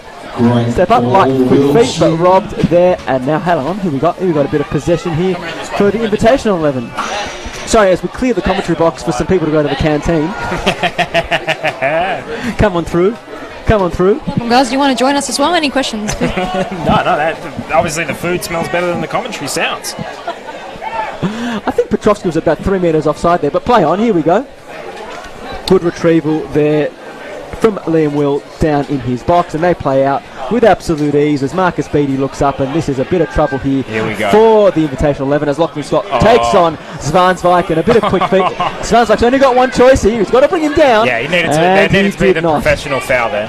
That's why he's no longer professional, because the professional would have fouled in that moment. Okay, now looks like we've got another interview with Mel down on the sidelines. Thank God for that. Shortly. Mel is about to lift the ball, or is it Tomo? Tomo might be chiming in here. Okay. We're just gonna monitor proceedings there. So I'll leave it over to you, Nick, to carry proceedings here for a few seconds while we have a look at our next interview. Well, Emerton is on the ball, and what a wonderful player he was for many years with Blackburn Rovers, but also likes a final. Steve Corica on the ball now, an incredible player, and a player I think that maybe didn't have the career that maybe he should have, because at the time, he's a classic number 10, but it looks like we're ready for an interview with Mike Tomalaris. That is we might pause there before we go to Mike, because we've got some kamikaze defending there from the Wolves. No, don't take it. Oh, Carney, yellow cards. Who takes this one, Dave? Who do you think? Emma? I think Farah wants it more than anyone. Emo just took the ball, and it was a big, I am absolutely taking this, but you know what? Yeah, I can see Brett Emerton. This is what the crowd came to see, though, guys. Oh, Luke Wiltshire standing over it as well. He wants it. Chrissy, who do you think's going to take it?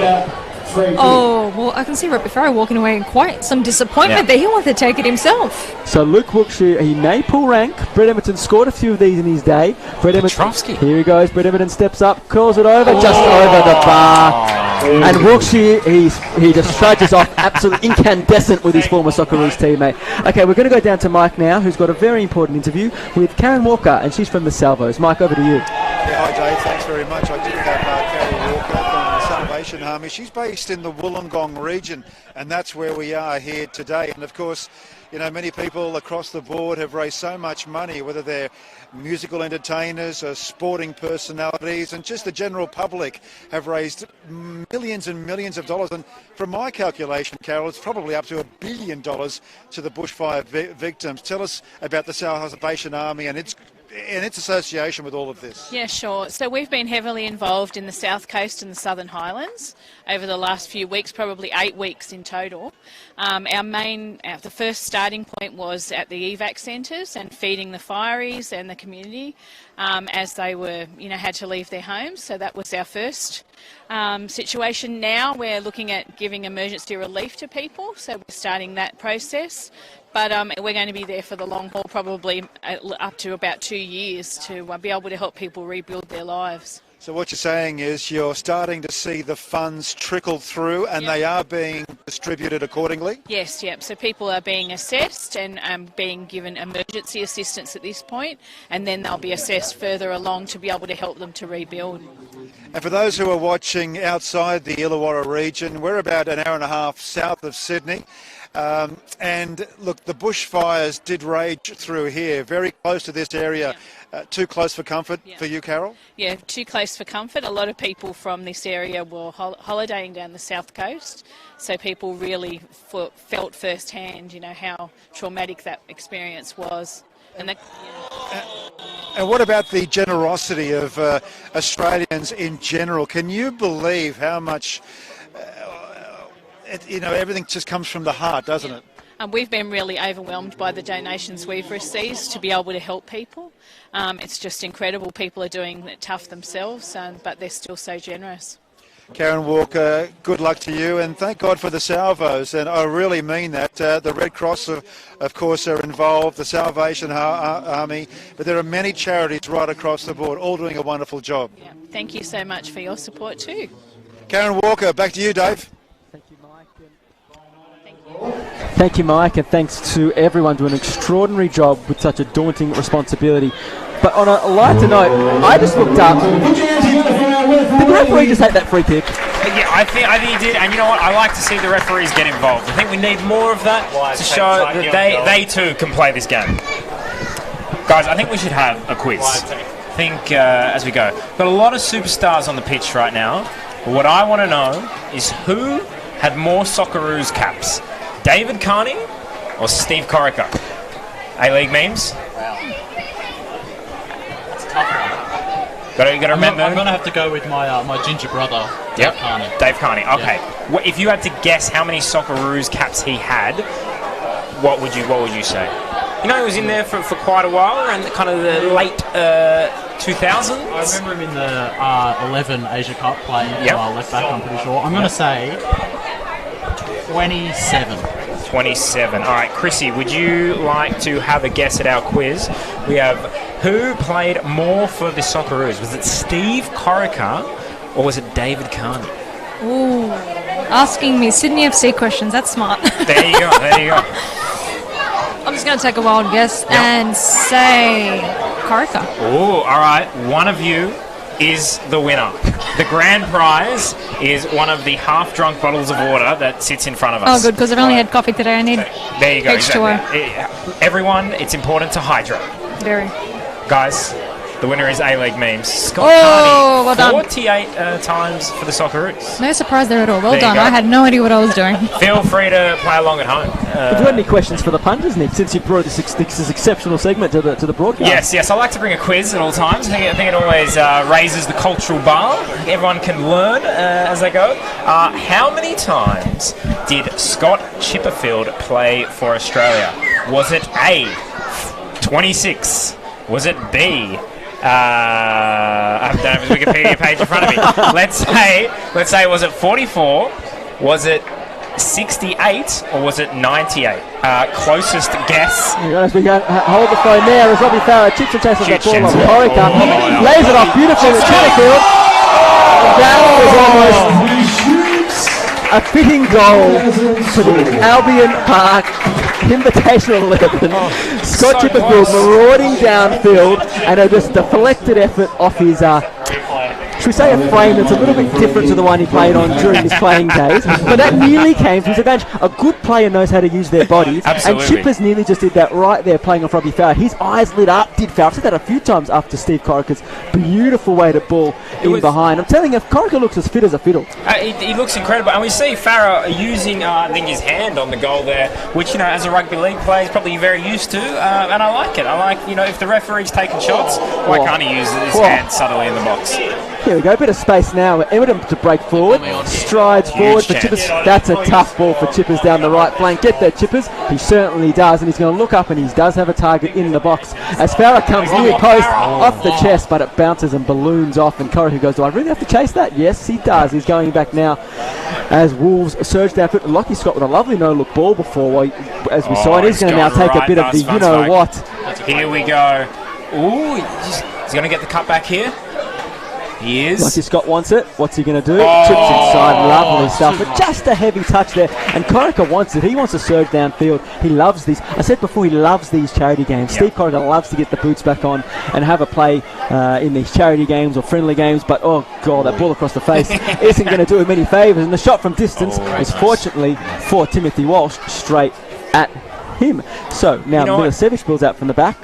Can you say there was a, I wouldn't call it a fast break before by Albion Park, maybe a medium-paced break. It was a break, they got 4 or 5 players up there, but interesting tactics. Luke Wilkshire on the edge of the area and an extraordinary position to play on. What a challenge. A leg break in Corica shows that you can do those interceptions with a little bit more class and craft, and jumps in there and nips the ball. Farah looks up. That's the classic. His eyes lit up, but he was turning in his head and his legs weren't going anywhere. How about the referee letting a lot of things go? Oh, here we go. Here's a guess. Who's down? I think we've had it. The first hamstring of the game has been pulled. Oh, here we go. Controversy. Go. Should they have kicked the ball out there? That's the big question. You couldn't write this. You couldn't write this controversy. Luke Wilkshire's gone down, and I was going to call a tactical injury. And his players have played the whistle. You know what? I think his players have shown disregard for their coach's injury status. But it looks like he's coming off full hamstring. But there we go, 4-0 to Wollongong, and another $300 raised. Absolutely fabulous stuff. Is Wilkshire coming off? Yes, he's all right. I'll give him the benefit of the doubt. But that was a genuine injury. But now we know anyone playing the Wolves this year, they are going to play on. They are not kicking the ball out. Wilkshire's a victim of his own tactics. Yes, absolutely. And I'm going to say, he will like that from a coaching perspective, a killer instinct. But surely he'll be pretty annoyed that they didn't stop for him. Well, while Luke goes and finds the sniper that shot him down right back at the moment off the grassy knoll, another acknowledgement of DRB Group, who are donating very generously $300 a goal. We've got 4 goals so far, so a big thank you to them and to everyone involved today, not just the guys that have organised, but the guys chipping in with some financial support, the people that have come and worked the canteen today, that have done everything to get this amazing day ahead. And as we've mentioned a few times, but if you're just tuning in now, of course you can donate. Please donate generously today to the RSF and the Salvos, and the links are on all the social media posts. You can find it there. And there's Farah. Another medium once break. Again, stay onside. Farah through on goal. Can he finish? Heartbreak there for Robbie Farah, who that was his moment to score while he was on the park with so many of the guys he looked up to. That is. And we'll take a break and play there as Blake Glover undoes all that magnificent work from Robbie Farah by giving his side a breather. How good was that A-League memes? How good was that A-League memes? Fantastic to see Robbie Farah. I'll tell you what, I haven't seen Robbie Farah make a break like that for about 5 years. If only he could have just shifted it onto his left just a little bit more, could have got that Rhyme Thierry Henry angle, just curled it into the bottom corner. It is amazing how many players of big codes in Australia, they are absolutely obsessed with football. Yeah. And Robbie is probably one of the key candidates there, as we see consummate goal there. Beautifully played. Absolute ease. And you know what, Robbie, if you don't take your chances, mate, you're going to get punished. Exactly. That makes it 5-0 for Wolves. That's the 5-0 margin Robbie Farah warned his side they must make. As we look down now to the sidelines, I think Mike has another interview for us. Special guest, Chris Price, who's a member of the Wollongong Wolves team. And, we've all heard about the devastation that's ripped through many parts of our country over the last couple of weeks, last few months. But Chris, unfortunately, has got a story which will really pull at the heartstrings. Tell us about it, Chris. Unfortunately, New Year's Eve was just a normal day, and about 12:15 that day. Unfortunately, Mum and Dad's house was taken by the fires down there. There was about 90 houses in about 45 minutes to an hour that went up, and it just happened so quickly. We were unfortunately given no sort of warning, and I guess resources were stretched with the Firies down at Bateman's Bay and things like that. So there wasn't much there, and our water supply cut out, which wasn't ideal, I guess. We sort of tried as much as we could to sort of control it, but it was just such a beast that there was nothing really we could do. So in the end, we sort of had to call it. Dad made the call. Mum and Dad were amazing. They were really brave throughout it all, and we took refuge down to the lake and managed to get a boat somehow, and spent a bit of time out in the lake. And watched it all sort of unfold. I just can't comprehend the fact that your parents would have lost their house completely, Mel. It's just something you just can't get your head around. No, exactly, and you've been amazing, and we've obviously been chatting, and you've said, we got out with our lives, the animals are safe, but you're still entitled to your trauma, because we can only imagine, as you say, Mike, the devastation and how traumatic staying to protect your home was, because we heard all the warnings, but none of us can fathom what that experience was like, being that close to the flames and the smoke and the noise. It's really hard to describe unless you're sort of there. It's like anything. But we just tried so hard. It was just chaos. You're screaming at one another, and the thing, it wasn't like a big wall of fire that came. It was just little ambers, and then those ambers turned into huge fires, and it sort of started at the trees in the garden, and then it was in your gutters, and then it was the front door, and then it was the deck, and then it was the garage, and it just got so much. And there was sort of, my wife was there as well, and our little boy, 1-year-old, and my brother's girlfriend, and that, they helped out, but in the end they had to get out too, and that was pretty scary too, because the phone network cut out, so we lost track of them. They got stuck at Sussex Inlet for 3 days, so we sort of couldn't really contact them either, and there was the threat there as well. So, but in the end, it just got too big, and the water cut out, and in the end, we stayed too long, because we tried to fight it for so long that we couldn't go inside and grab anything really. So, lost everything. Mum and Dad got out with their shirts on their back, and that was it. It just 15 minutes, I reckon, so quick, so volatile, so ferocious, so hot, just pretty scary stuff.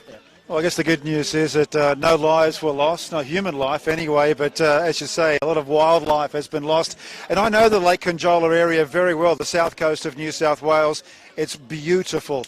But no lives were lost, but what about the native wildlife that's gone up in smoke? It's shocking to even think about it, Mel. Yeah, it certainly was. It's grabbed the attention right around the world and broken many hearts, but that's why so many people are giving. And I guess that leads us into just how incredible the community has been. I know you guys have been, but there have been gatherings where people can get together and kind of talk about what's going on and what happens next, and maybe just talk about the grief involved. Yeah, look, I guess it really puts things into perspective. As hard as it was, we're sort of the lucky ones. We got out all okay. But there's some real hard stories. We were down at the local community centre the other day, just where everybody could come together, just have a bit of a chat and support one another. And I think there was about 3 people that lost their lives, some close friends of ours, which was absolutely horrible. I won't go into the details there, but there's also those people that aren't insured, that have very little, and they're the ones that sort of slip through the cracks, I guess. They're the ones in the background that we don't sort of see all of the time. So there's some people have lost everything. It's really, really hard to see people go about their daily lives where they've just lost everything. Partners, animals, memories, just, they're doing it tough down there. No two ways about it. Well, Chris, what about the generosity of so many people involved in this setup here today? Ex-Socceroos, we've got personalities from the football community. We've got a good crowd here as well. Can you believe what you're seeing? The generosity has been outstanding, don't you think? Mate, it's been overwhelming, to be completely honest, and we really appreciate everything you guys have done. You give it a platform for this to happen, and for so many big names to give up their own time to come down. And I think it's just sport in general, whether it be football or anything, it brings people together, it creates a family environment, and just the support from everybody being able to donate, it's just been overwhelming. And not just down where we were, it's affected, this is a nationwide thing, and it's people are hurting everywhere. So for these guys and for everybody, you guys, to be able to give some of your time to support and promote it, it goes a long way. That means a lot, but it's really the least anyone here, any of us can do. Your parents are in the crowd, aren't they? Yeah, they are. It's a nice change, a little bit of normality for them to come back and watch a football game. It's nice to see them. Gave them a bit of a wave before, so they got some smiles on their faces, and yeah, it's nice. So thank you. Well, it's an absolute pleasure for both of us to be here, and we couldn't think of any other place to be on a night like this, and I'm sure you agree, Mel. Look, we're having the second break. It's a 10-minute break. We've got 30 minutes to go, and Chris Price, it's been an absolute pleasure to have you. You want to say something else, Mel? Can we have a quick assessment of the opposition today? Yeah, you can see they've still got it. They're probably not in the best of nick, some of them. They've been in a nice green pasture somewhere, but... No, look, they're quality players. They're great. But can I just say one more thing before? I just really want to thank the Wollongong Wolves for everything they've done as well. You know, they're a very family club. They're close to my heart, and the generosity, the players as well. You know, as soon as it happened, the support was there. The local community. It's just a wonderful club. Fingers crossed they go further in the A-League eventually. But everybody involved are great people, and they've just been so supportive. So I want to thank them and the community. It's been wonderful. So thanks. Well said, Chris Price, Wollongong Wolves, and good luck for this season as well. You were minor premiers last season, didn't make it to the grand final. Look, I've been following the Wolves, honestly, for a long time. I did a lot of commentary back in the old NSL days, and I used to love coming down to Brandon Park and watching you guys demolish the opposition in the days of Charlie Yankos, Richard Lloyd, Sasha Petrovsky, all those guys. I've just got a blank right now, but that was a great team. And, of course, it's a two-time national champion winning team, Wollongong Wolves. A very rich history, Mel, in Australian football. Yeah, exactly right. So, like you say, you guys are pushing. You want the A-League. You want to return to that kind of glory. And the glory days, bring it back, I say. Absolutely. Yeah, well, absolutely. You know, Luke's been great. Under whoever, you know, as long as we can make it happen. Yeah. Everything's there, ready to go. The supporters, you can see... such a rich nursery of talent that's come through. It's huge. So wonderful players, and who can forget the 2000 grand final and all of those things. So I think everything's there. Just hopefully the powers that be can look favourably, and who knows. Good on you, Chris. Thank you, Mel. Back to you, Dave, and Stolly. Are you old enough to remember the year that Wollongong won the NSL? Of course I am. I remember watching it on SBS. Tomo, are you old enough to remember when the television was first invented? Were you hosting that broadcast? Was that you? I don't know what you said because I just lost comms temporarily. I mean, the technology here is outstanding. Up there with the Optuses and Channel 7s and what we've done at SBS during the World Cup. It's up there. The commentary and the technology here. I think you said, am I old enough to remember the start of the NSL? Is that correct? Oh, I said the invention of television, but sure, no worries. NSL's good too. Yeah, look, it's amazing sport. You know, Robbie Farrell's going to be... I can't hear you. Back to you guys. I think lucky for you, Nick, that he couldn't hear you. I'll let you take that up with Mike at work. How lucky are we? First of all, just a harrowing story from Chris. Wonderful to be able to do this for him and all the people like him and his family. Harrowing stuff.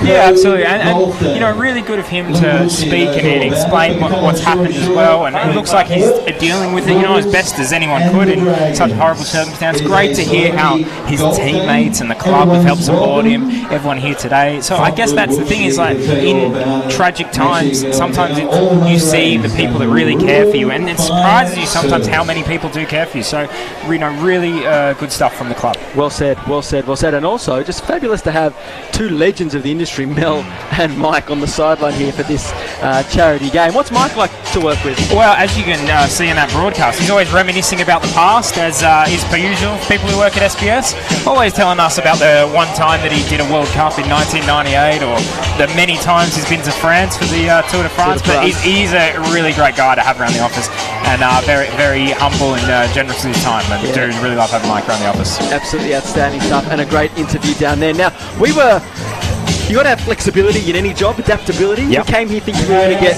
2 drinks breaks and a half time. The players probably, after Adrian's pulled the strings after about 15 minutes, gone, no. We're playing 3/3 here. So we're going to adapt here. That was the half time, or whatever we want to call it, break. And we've got 30 minutes for these guys to get through. Robbie Farrier stretching the hip flexor. Chippers is just walking around the centre circle with Brett Emerton talking a few tactics. It's going to be very interesting to see how they approach the final third. Obviously, it's a new thing for football, but I believe in this Albion Park team. I believe we're going to see at least one goal from them in the final third. A-League means your thoughts on the third ahead. I'll tell you what. Anyone who knows the local Illawarra Community League knows this Albion Park side. They know the original boys. And I'll tell you what, those in the know are calling out for their attackers to come on. Look, I'm a big fan of Chipperfield, but he's offered nothing in the 9. Farah's been great on the wing, but hot takes. You just need Matt Chilcott to come on in the number 9. I've seen the man score 4 goals in 10 minutes once. If there's anyone to pull this back, it's Matt Chilcott. Hang on. Are you calling here on A-League memes, and the punters wanted more A-League memes, so this is why we've come to you for these hot takes, but are you calling for the axing of almost 400 Socceroos caps here to entertain the crowd today, and you're calling them to come off? You're calling Mossy to haul, the head of the coaches union in Australia, to haul them off. I'm not only calling on Mossy, I'm calling on LaMelo Ball to make a change. I mean, Scott Chipperfield, I can't remember too many games in his professional career as a 9. Well, how about the goal he scored against South Africa all those years ago? Remember that volley? Oh, one of the best goals ever in a Socceroos shirt. And I'm waiting for... If it feels like recreating it today, I'll hold my hands up and say I was wrong. But the fans want Chilcott, I'll tell you that much for free. Hey, Nick, just on the coach that's come in for Frank Farina, whose flight was delayed, and they've brought in a local star from the basketball league here. For those who aren't across or familiar with the NBA, tell us how big a name we've got on the coaching dugout today. This is kind of incredible. I mean, LaMelo Ball will be a future superstar in the NBA. We think he's obviously been out here in the NBL with the Wollongong, the Illawarra Hawks. And, you know, it is kind of incredible. In a way, it's like having a young superstar, almost like an Mbappe or something here today, football-wise. Maybe not on that level, but really well done for him to come and help out, and his profile as well. I think he's been a great asset to the local community here, so huge to have him on the sidelines. So you know a little bit about basketball, clearly. How did he end up here? Well, the NBL has like a Future Stars program where they try and get players, because players don't want to go and play college basketball so much. They want to get paid, which makes a lot of sense because you don't get paid in the college world. So they brought him out here, and he's done pretty well. Unfortunately, the team isn't great. I think they're bottom of the ladder. But, you know, maybe he's got a future in football coaching if he can turn around this game. Oh, here we go. He's been unlucky with a few injuries throughout the season, but when he has been on, he's been absolutely dynamite. Yeah. A-League memes, we've got to talk about the fact that Scott Chipperfield, who you've been calling to come off, just missed a great opportunity on the edge of the box. What can I say? Can you just repeat, who was the player that you wanted to bring on who scored 4 goals in 10 minutes once? The Albion Park number 18, Matthew Chilcott. Matthew Chilcott. Now, can you explain the context in which he scored these 4 goals? Was it backyard football? Was it in the lounge room? On FIFA? A Community League Division 4 semi-final. Well, against a team that had only shipped 9 goals in the regular season. Wow. They came into their second chance semi-final. Okay. And it just capitulated for them. Matthew Chilcott and the boys from Albion Park ran absolute riot through them. Oh, Adrian, relax. Interesting challenge. Tell you what, they always say a goalkeeper that makes in the football media can read the game. I'm not talking about myself. I'm talking about Adrian. He's done well then. We've got to say, he actually has impressed me a bit more in goals today. But let's see. I think Wollongong are going to push here for more goals. In all honesty, when you turn up to work on Monday, maybe Adrian will give himself about... Ball's come across the... some kamikaze defending here. Will Svans might get it out. He does eventually. Little back... Hang on. Is that Luke Wilkshire back at right back after he looked like he needed to be stretched off about 15 minutes ago? You know what? You have to give full credit to the Albion Park medical staff. They've managed to get him back on the pitch in a matter of moments. So I tell you, he's still got legs on him. He's Emerton. He nearly caught on there. And then Corica, he's still got that competitive edge. He's jumping in there. But lovely through ball from Chipperfield. Who would ever question Chipperfield? Petrovski's going to open up here. Can he find anyone in the box? Come on, we want a goal from the Invitational 11, deflected into the box. Good hands from the keeper. We've got a keeper change by the look of it. But I think they brought someone off the team sheet here, so there could be some controversy at the end of the game if they get docked this 5-0 because I don't think that goalkeeper's on the team sheet. So. No, I think there's a good chance that Albion Park will fight this all the way to the High Court of Australia. And you know what? If Adrian can rope in some Socceroos to play on the field, no doubt some high esteemed lawyers will be in the courtroom. Here we go, Chipperfield, another chance to shut A-League memes up. A-League memes probably keep talking then. He's just trying to shift it onto his left, and I'll tell you what, if he connects with his left from there, I'm only seeing the back of the net. Oh, Westwood and Ray getting right stuck in there to get a bit of momentum here for the Albion Park City Invitational 11 as we get to the dying moments of this game. We'd love to see it, but now we've got a marauding run from Harrison Taranto down the right, but he is whistled offside. So we've got I think we've got 11 grateful men in blue. Taking up this opportunity to have a breather during this free kick. Svansvik just delays things slightly before finding Westwood. Pointing a few fingers to Patrick Svansvik, as you do, just to make sure you're all on top of things here. If you can't run, you better point. So good stuff from Paddy Svansvik there. I think Wollongong have gone for a younger lineup because these look like a lot of younger players here. I don't recognise so many, but we've got definitely a new number 7 on the field. So write in if you know who these players are. We'd be very grateful. So here's the conflict of interest, right? Is Luke Wilkshire doing this to give his youngsters a run and opportunity against some of their boyhood heroes? Or is he doing this to try and actually, mastermind a bit of a comeback here with a foot in both camps? Yeah, I like that. I like the sinister nature of that theory. What do you think, A-League memes? Pretty sinister guys? I mean, I've heard of player coaches before. Yeah. But this is just a different level. I mean, he must know something that we don't up here. Absolutely. There we go. Carney on the right flank. He's masterminding both teams. Tease it back to the flashes wide. You don't lose your touch, do you? You don't lose your touch over the years. Just wide from the A-League veteran. Plays Sydney FC, Newcastle Jets, Central Coast Mariners. Scored plenty from that range back in the day, and the crowd were up on their feet. It's very close. Let's see. I'm excited by the young Wollongong team. It's going to be interesting to see what they can do, and they've moved the ball out very nicely out to the left wing there. Plenty of space opening up now. Ray's trying his best to mark about 3 players as we speak. They cut inside. He's looking to have a little shot there, but plays it wide to... I don't even know who it is anymore because they've definitely... in pre-season, swapping some jerseys at half-time, I dare say, the Wolves. Absolutely. And you know what? You got to say, any Sydney FC players that are watching this live stream, let us know how you think your boss, Steve Corica, is going in midfield. Obviously, he would critique your performances during the season, so let us know what you think of Corica's form. Is it an in-house replacement for Brendan O'Neill on the cards? He would love that, I reckon. I think he'd love to lace the boots back on once again. As the long ball goes to Chippers, holding the ball up. Beautiful bounces play off from his Chippers. frame, still fighting for it there. Now, is Wilkshire going to play the long sweeping ball to Farah? Now he looks down the line and plays it straight to one of his plays in Wolves, White, and gets the return ball here. Carney, he's got Mossy's barking instruction. No, he's not. Mossy's just standing there with his hands folded as they play the ball out and open and up, and Svansvik's looking to get rid of it as soon as he can. Great touch from the big man there, moving the ball nicely.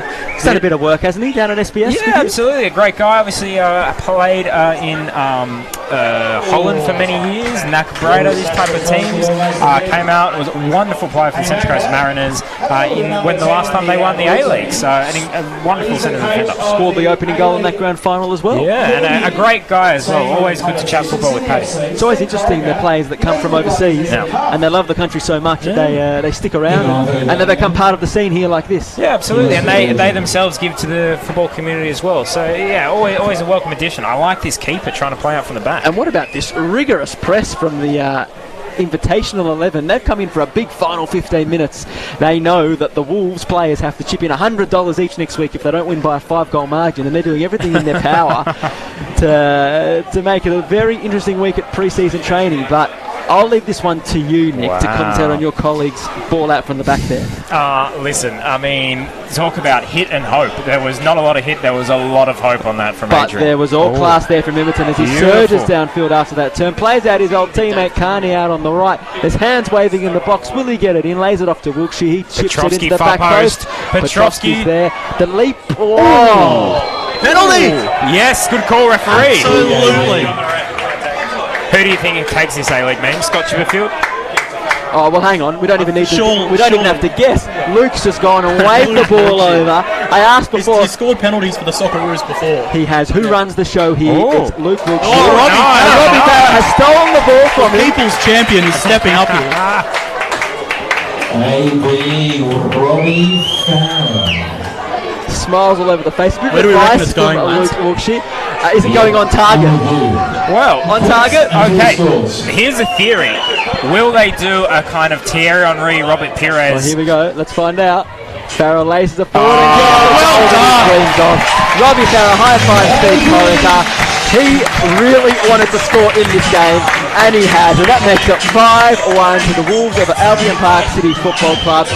Hey, you can win a grand final, play for your country, play state of origin, and I bet you he is buzzing right now. 100%. Robbie.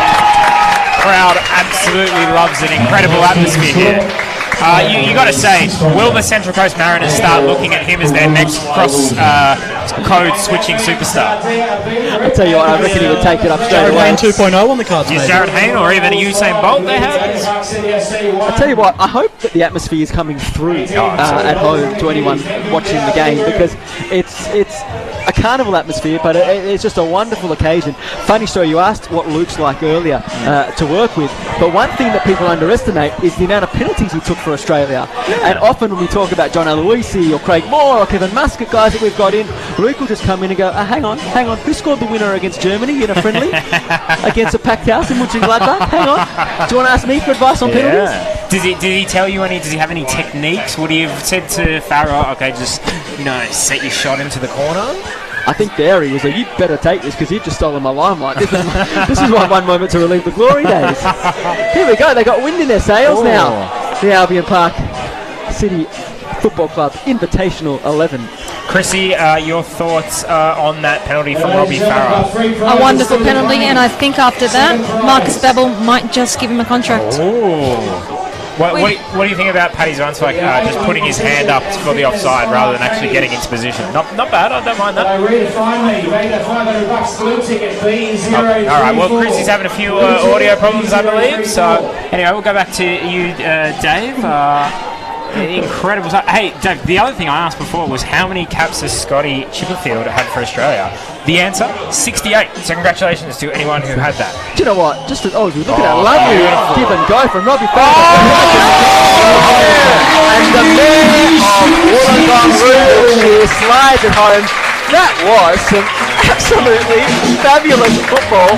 Robbie Farah, a little through ball in for Edmonton. He's got all the legs in the world still. And Wiltshire, that's what the fans came to see today. That was wonderful football. That's incredible goal. We're waiting for a replay there, but the fans absolutely love that. And just quietly, guys, it's 5-2. How long have we got left in this game? I got to say, I think Wollongong are crumbling. Wollongong are crumbling. Chrissy, what do you think they are? Do you feel like Wollongong have lost their nerve? Are they capitulating in front of us? You never know with games like these, guys. Look at the side. We had Robbie Farah score a penalty. Anything can happen. Absolutely. I asked it a few minutes ago. I'm wondering where the tactical shift came from. Yes. Luke Wiltshire is guilty if this ends up at 5-all. I mean, let's be honest. When have you ever seen a right back, the one arriving in for a low cross on the edge of the 6-yard box? I think he has said to his young players, if you want to make it, Ramona. Here come all the showpieces. I'm wondering whether he's gone and had a quick word over to his assistant over at the Wolves, and he's having a play both ways here, is Wiltshire. Yeah, absolutely, and I like to see it. I wonder, do you think there are going to be more goals in this game, Dave? 100%. If Achuli's got anything to do with it, with his positioning over there, nearly getting chipped from the left flank. But now a welcomed breather for everyone on the park as they get set for a last surge. Yeah, I can feel definitely more goals in there. And already the Wollongong Wolves coach making some substitutions, not happy with the 2 goals conceded. Absolutely. Not got the space for Corica to pull a few strings here. Chipperfield, one-touch football. They're having a bit of a laugh now, the veterans. Corica plays it out to Edmonton. Farah wants it out on the left. He looks up, but he looks up too soon. That's a classic. We've all been guilty of that at the park. Your eyes are bigger than... You know the saying, when your eyes are bigger than your stomach if you want something to eat, Exactly. I think the thing is there, he's got a bit of confidence from the goal. He was already looking, as a good winger would, looking to go towards goal, but just need to remember the basics sometimes. He is loving it out there, though, isn't he? He's having an absolute great time, Robbie Farah, as Wolves surge down the left. The tempo's dropped out of the game, but no one cares because we're having a hell of a lot of fun here, and we actually can't wait to see. Let's have a guess. If anyone's going to get a goal, I reckon Big Sasha up front's got a goal with him. What do you guys reckon? I reckon Scott Chipperfield is going to shut up the doubters. He's going to end A-League Memes' commentary career. The rest of A-League Memes are gone because of one of their covert agents' predictions here live on live on this charity game. I'll have to eat my own words. I mean, how much will you donate if Scott Chipperfield scores? I'll put $100 in if Scott. Oh, look at this young by the keeper, way, I believe. by the I've been way, told his name is Nick Sow. By the way, just I'm not quietly too there, sure, if I can but, interrupt. I think he's looking in danger. I think we're. If I can interrupt there, it's a lovely goal by the Wolves. Oh, we've missed a goal. I'm so sorry. We've made it 6-2. That's all right. I'm going to put you on the spot, though. I'm going to put you on the spot. I want you. You're at your A-League Means laboratory. You're in the A-League Means lab tonight. You're watching this game. What would you be posting? I'll tell you what. It's tough to beat a feel-good story. Everyone loves a feel-good story. And Robbie Farah coming down the left wing like Bill Shorten on election night. And stepping up to the penalty spot. Here we go. Fantastic. But unlike Bill Shorten, he's coming away with the goods. He's got himself on the score sheet. He has impressed me with his touch. I feel like that's the story to take away from the night. That's what we'll be posting. Lovely touch from Corrigan. See, that's what we've been waiting for from A-League fans. That's why they brought you in as a last-minute billboard act for that kind of commentary. The World Game. Oh, Robbie. Robbie on my... Oh, it's not a free tackle on the game. You love to see it. Copybook stuff from Farah. Well, the World Game. I think we just saw our headline there. That's it. That is Robbie Farah rugby tackles, young keeper, and you know what? The referees just wave play on. Well, I like it. He's on in the game. Go. Oh dear, oh dear, oh dear. It's all happening. That was a serious scramble and a panic there from Archuli. Chrissi, you said you're a goalkeeper. Just talk us through the panic going through Archuli's veins right there. He's been lobbed a couple of times. Is he going to get his position right at any point? I think he's held himself quite well so far. So good. Well, not been actually. How long has it been since he's played, Stoll? Yeah, I think so. He's obviously taking performance-enhancing drugs. I think that's the key thing. But I think we're going to cross to the sidelines now. Yes, we're going down to Mel, and she's got Phil Moss, the mastermind of this comeback, I believe. Phil Moss, you've just been described as the mastermind behind this comeback. Well, that's fair. Usually in football, if the team's winning or coming back, the players are geniuses. The team loses, it's because the coach has got no idea. Well, this must be pretty stressful for you, in fairness. Well, it is, because we've got so many subs. So I'm trying to keep, you know what, it's not players 1 to 11 I'm worried about, it's players 12 to 24 that I'm worried about. Keeping them happy, man management skills, tough. There's some big egos out there. It's good to see you back in football, Mel. I never left, come on. No, that's true. It's at the bottom of your heart, the middle of your heart and the top of your heart. Absolutely right, and I called you Super Coach many, many years ago, and obviously we can see that on show today, but clearly you didn't send out a fitness plan for them beforehand. No, well, our pre-season was 10 years ago, so it's the fitness has worn off since then, but what a great day, what a great turnout. Some massive names here. I was just saying before, if we could wind the clock back 10 years and put this first 11 out, we'd go close to winning a World Cup, I reckon. Sounds good to me. How quickly did you jump at this opportunity? Yeah, look, they didn't have to ask twice. Adrian and Lukey Wilkshire have done a magnificent job, and all the other volunteers behind it, so the trip down from Sydney was no big deal for me. I've been fascinated at how everyone's pulled together in tough times like this, and the heroes, the Firies, and those who are affected directly and indirectly. Chris Price is here. I know his family lost their house in it. So, look, the problems we face day to day are nothing compared to what we've just been through, and these people are suffering at the moment. So great to be a part of it. Yeah, indeed, a great community down here. And also, as you say, the football community, I can hear myself here, the football community, as well as all the sporting stars around the country and celebrity, everyone wants to get involved. And not just the celebrities, day-to-day people that just want to come out and put some money and say a salvo's bin.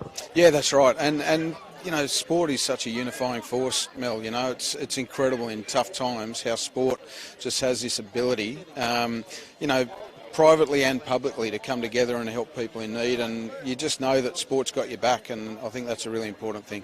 What was the team talk? Win. No, have fun and let the ball do the work. But, you know, I don't think we've achieved that. We're coming back strong, coming home with a wet sail, but if you let the ball never gets tired. Legs do, especially retired legs. Who's the fittest of the old school guys? Oh, it's hard to go past Brett Emerton, but Stevie Corrick has shown some flashes out there. David Carney surprised me. I didn't think he'd cover the ground he's covered today. He didn't cover this sort of ground when he played professionally, so he's been a star as well. Serious facial hair too. Yes, absolutely, and I expect him to be bigger than what he is. So he's kept the weight off, which is great. Lukey Wilkshire, he's just an 8.5 out of 10 every week, isn't he? You'd take that, wouldn't you? All right, well, good luck for the rest of the game. Thanks, Mel. Great to see you. Dave. Thanks, Mel and Mossy. Good stuff, good fun. I think even Luke himself said, as we have a look here, Sasha Petrovsky has a crack. Tremendous save down to the left from that young keeper. Outstanding stuff. We'll stick with the play here, and Gavin Ray farms it out to Emerton on the left. He's still got his touch. What's he going to do? Step inside and looks to tee up someone. Anyone available? Anything? Wollongong Wolves are parking the bus. There's Mourinho. They're all just getting in the box. Emerton holds it up brilliantly, and we see a surge into the box there. And it's back to Emerton. That's a wise play, and he whips it into the back post. Chipperfield's looking at it, thinks about letting it go. Luke said himself, his words, not mine. I looked at a few of the boys, and we've been in better shape, but we'll have a red-hot crack for 90 minutes. Well, great to see Phil Moss as well in that interview, obviously former with the Central Coast Mariners. Great to see him down here as well today. Absolutely. So here's a question for you. Who's impressed you with their fitness? And who has surprised you the most? You thought, geez, I used to watch you week in, week out just a couple of years back. You know what? The one who surprised me is Robbie Farah. I think he's actually done quite well. You know, I guess he might have played as a junior, but the touch is there. You know, he has. I'm not saying that he's couldn't play professionally, but he's done really, really well. And to be honest with you, I've got to say, Paddy Zvansvik, more pointing than passing. Yeah, he knows his way around that centre circle, doesn't he? He's been astute with all his movements. Can we get a heat map of Paddy Zvansvik? Hey, all experience between the years there. Chrissi, who surprised you and impressed you? Who you enjoyed watching today? I've enjoyed watching Sasha Petrovsky along with Chris Price. They've both been intense on the left-hand side of the field. I'm surprised that neither of them have actually scored their own goal at the current moment. Yeah, I'm still backing Sasha in. He's still got a little bit in him in this game. So Emma, no surprises. Corica, no surprises.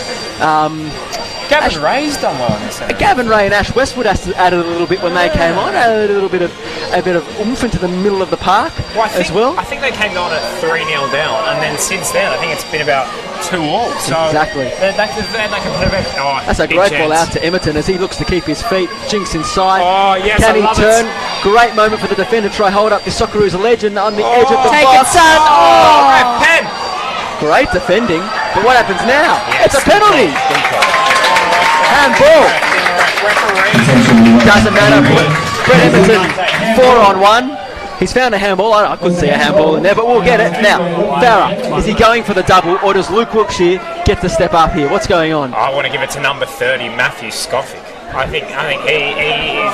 Don't tell me, Robbie Farah's got the duties. It's another one for Robbie Farah. Okay, does he go a different way this time? The keeper, who I believe is called Nick Stout. Thank you, whoever commented that. Have no idea if it's true or not, but Nick Stout in goals, we believe.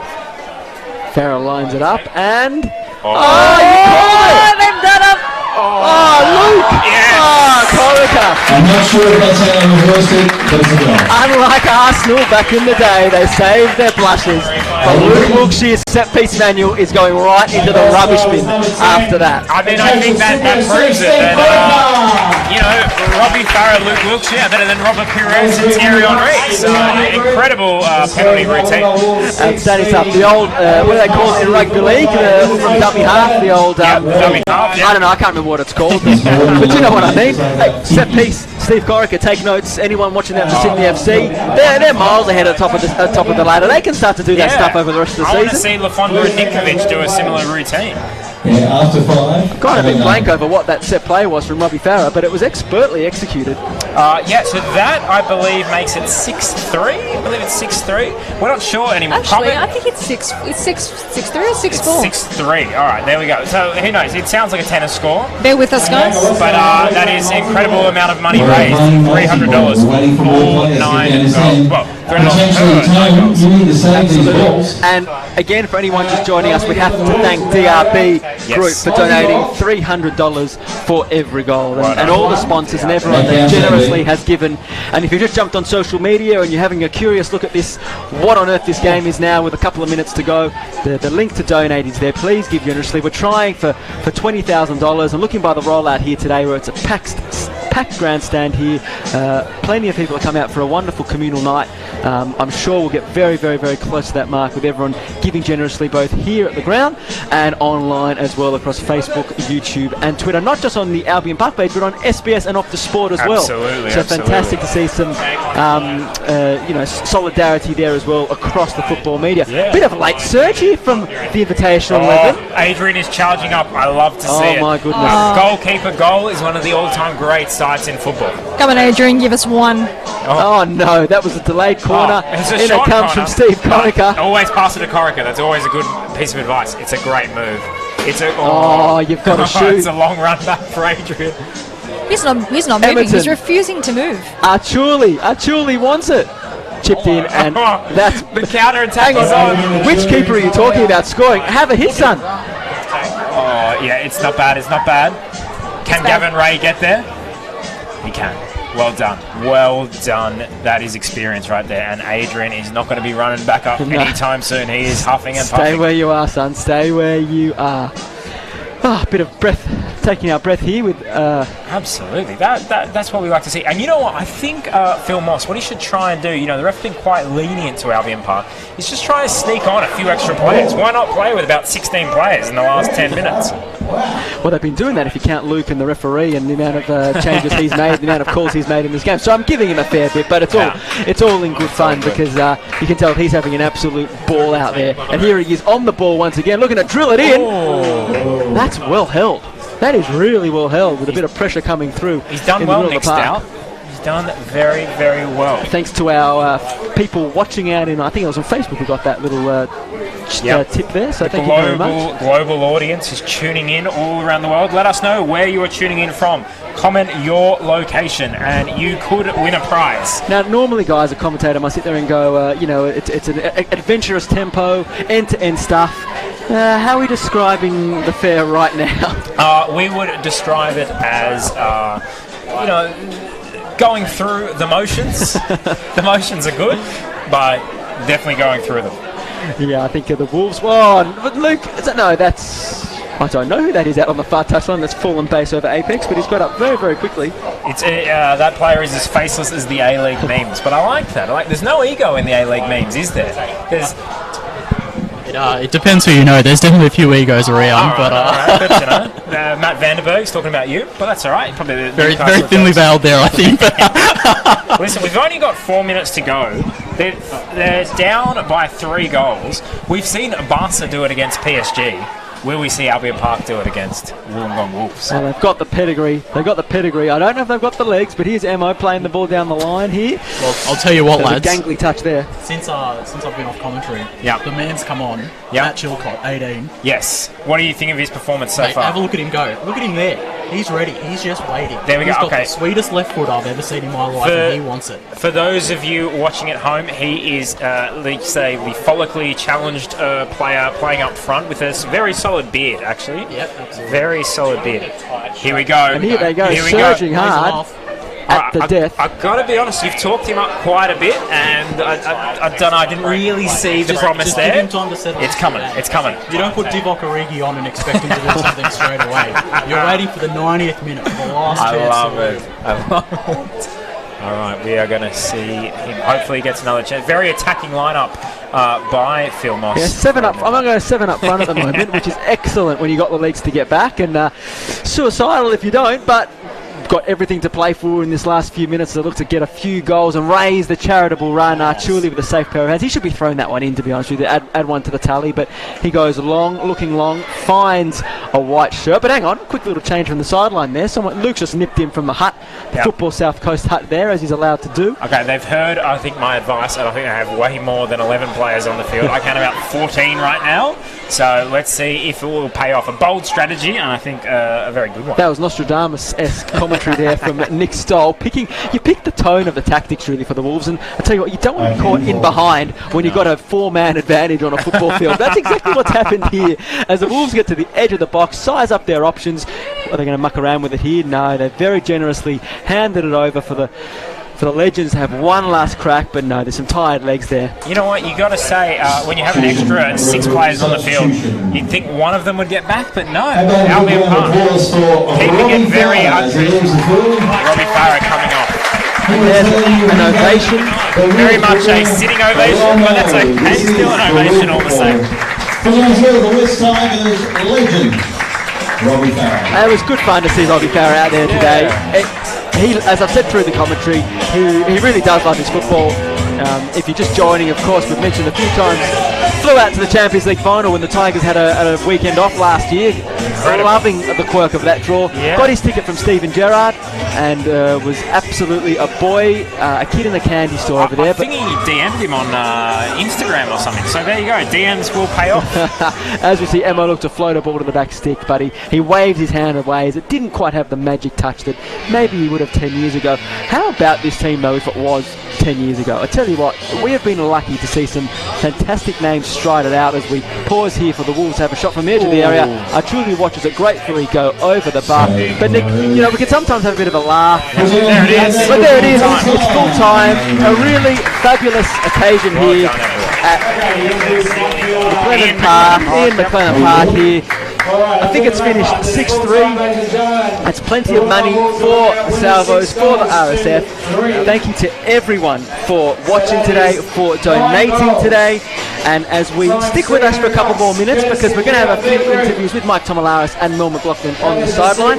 Confirming it was 6-3, guys? 6-3, that is $2,700 raised in terms of $300 per goal. Yes, I did go to MIT in Boston. Guys, final thoughts. Chrissi, to you first. Final thoughts from tonight. Well, it was a wonderful match and honestly an honour to be here, but to see both sides play so well. In the first half, we thought Wollongong would take it away and nobody would score from Albion Park City, but they surprised us. And the person that surprised us the most was Robbie Farah. Well, guys, we're going to go down to Mel, who's got Luke and a couple of very special guests. I do, Dave. A bit of a family affair. Luke, captain, with your kids. Congratulations. Yeah, thanks. Look, it was all about the cause today, and I think it was fantastic to see people turn out and a decent but slow game of football.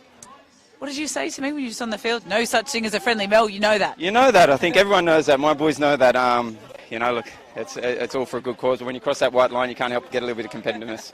You've been heavily involved in this whole occasion, haven't you? Yeah, look, you know, we've made the step to make this happen, and we want to make it enjoyable for everyone and to raise money, and I think we've done that. What do you think of the opposition, also known as your team? Yeah, definitely not good enough. You know, look, they moved the ball too slow. I think, you know, they found it difficult to break us down. We actually gave them the goals that they scored rather than them earning it. Really? Yes. Okay, well, congratulations. You're going to introduce it to your kids? Yep, my beautiful two of many. My little Luke Jr. and Mia, always there to support me. My little fella said, can I score a goal for him today? So I did that. Well done, Dad, Coach, Captain, the whole bit. Well done. Thank you, Mel. Thanks, guys. Someone who will be very familiar to all of you back home, David Carney, welcome back. Everyone's happy to see you back involved, and you nearly pulled out some of the David Carney specials out there. Oh no, I think the first 20 minutes were okay, but I think we needed a few more legs around us. But it was good to get a sweat out for a change. It's been a long time, but it was a good show out and a lot of money raised, hopefully. So it all goes to a good cause. What was it like for you back on the field with some of the likes of Brett Edmonton, Steve Corica, like the good old days? Yeah, you can see they've still got it. Everyone's still got it in their head, and the touch is still there. But when your legs are gone, they're gone. So, but it happens to us all. But it's nice to have a good sweat out and see everyone and good catch up as well. So, you still getting involved with football? Yeah, I'm doing my coaching badges. I went and done it over in Belfast to get my UEFA coaching badges. So I've got to go back in June and finish it off. So. I'll come back and hopefully give something back to the game one day maybe to the young ones. Well, you're already doing that now. Great to see you, Dave. Thank you. You too. Bye. Dave? Thanks very much, Phil. Fantastic scenes in the game. Lovely words, I think, on the ground. And while we finish off here, just Nick, final thoughts from you. How did you enjoy tonight? I just want to thank everyone who was a part of it. Thank you, Bar TV Sport. Thank you, Adrian Shirley, for organising. Thank you, A-League Memes, for coming down. Chrissi from Ladies A-League. Everyone has done such a wonderful job for the fans. Everyone who donated. And please, you know, continue to be part of the football community, continue to create nights like these and memories like this. So thank you very much to you as well, Dave. Thank you to you guys. Good fun. It's been great. We got through it. Now we can finally go to the canteen. It's been smelling absolutely beautiful for the last 2 hours. So thank you to everyone who has watched. Thank you to everyone who has attended. A hearty congratulations to everyone involved in organising today. You should be very proud of themselves. It's wonderful to see the football community get together and unite, this time for the South Coast region, and I know in the coming weeks and months it'll be going on across the country as well. It's been an absolute pleasure to be here today to watch this game. Entertainment plus, despite the pace that Luke described it as. 6-3, plenty of goals, plenty of money raised. We hope you've enjoyed it. It's not too late to donate too. If you're just jumping on, the link is there on the social media page. But otherwise, hope everyone has a fantastic evening, and thank you very much for joining us.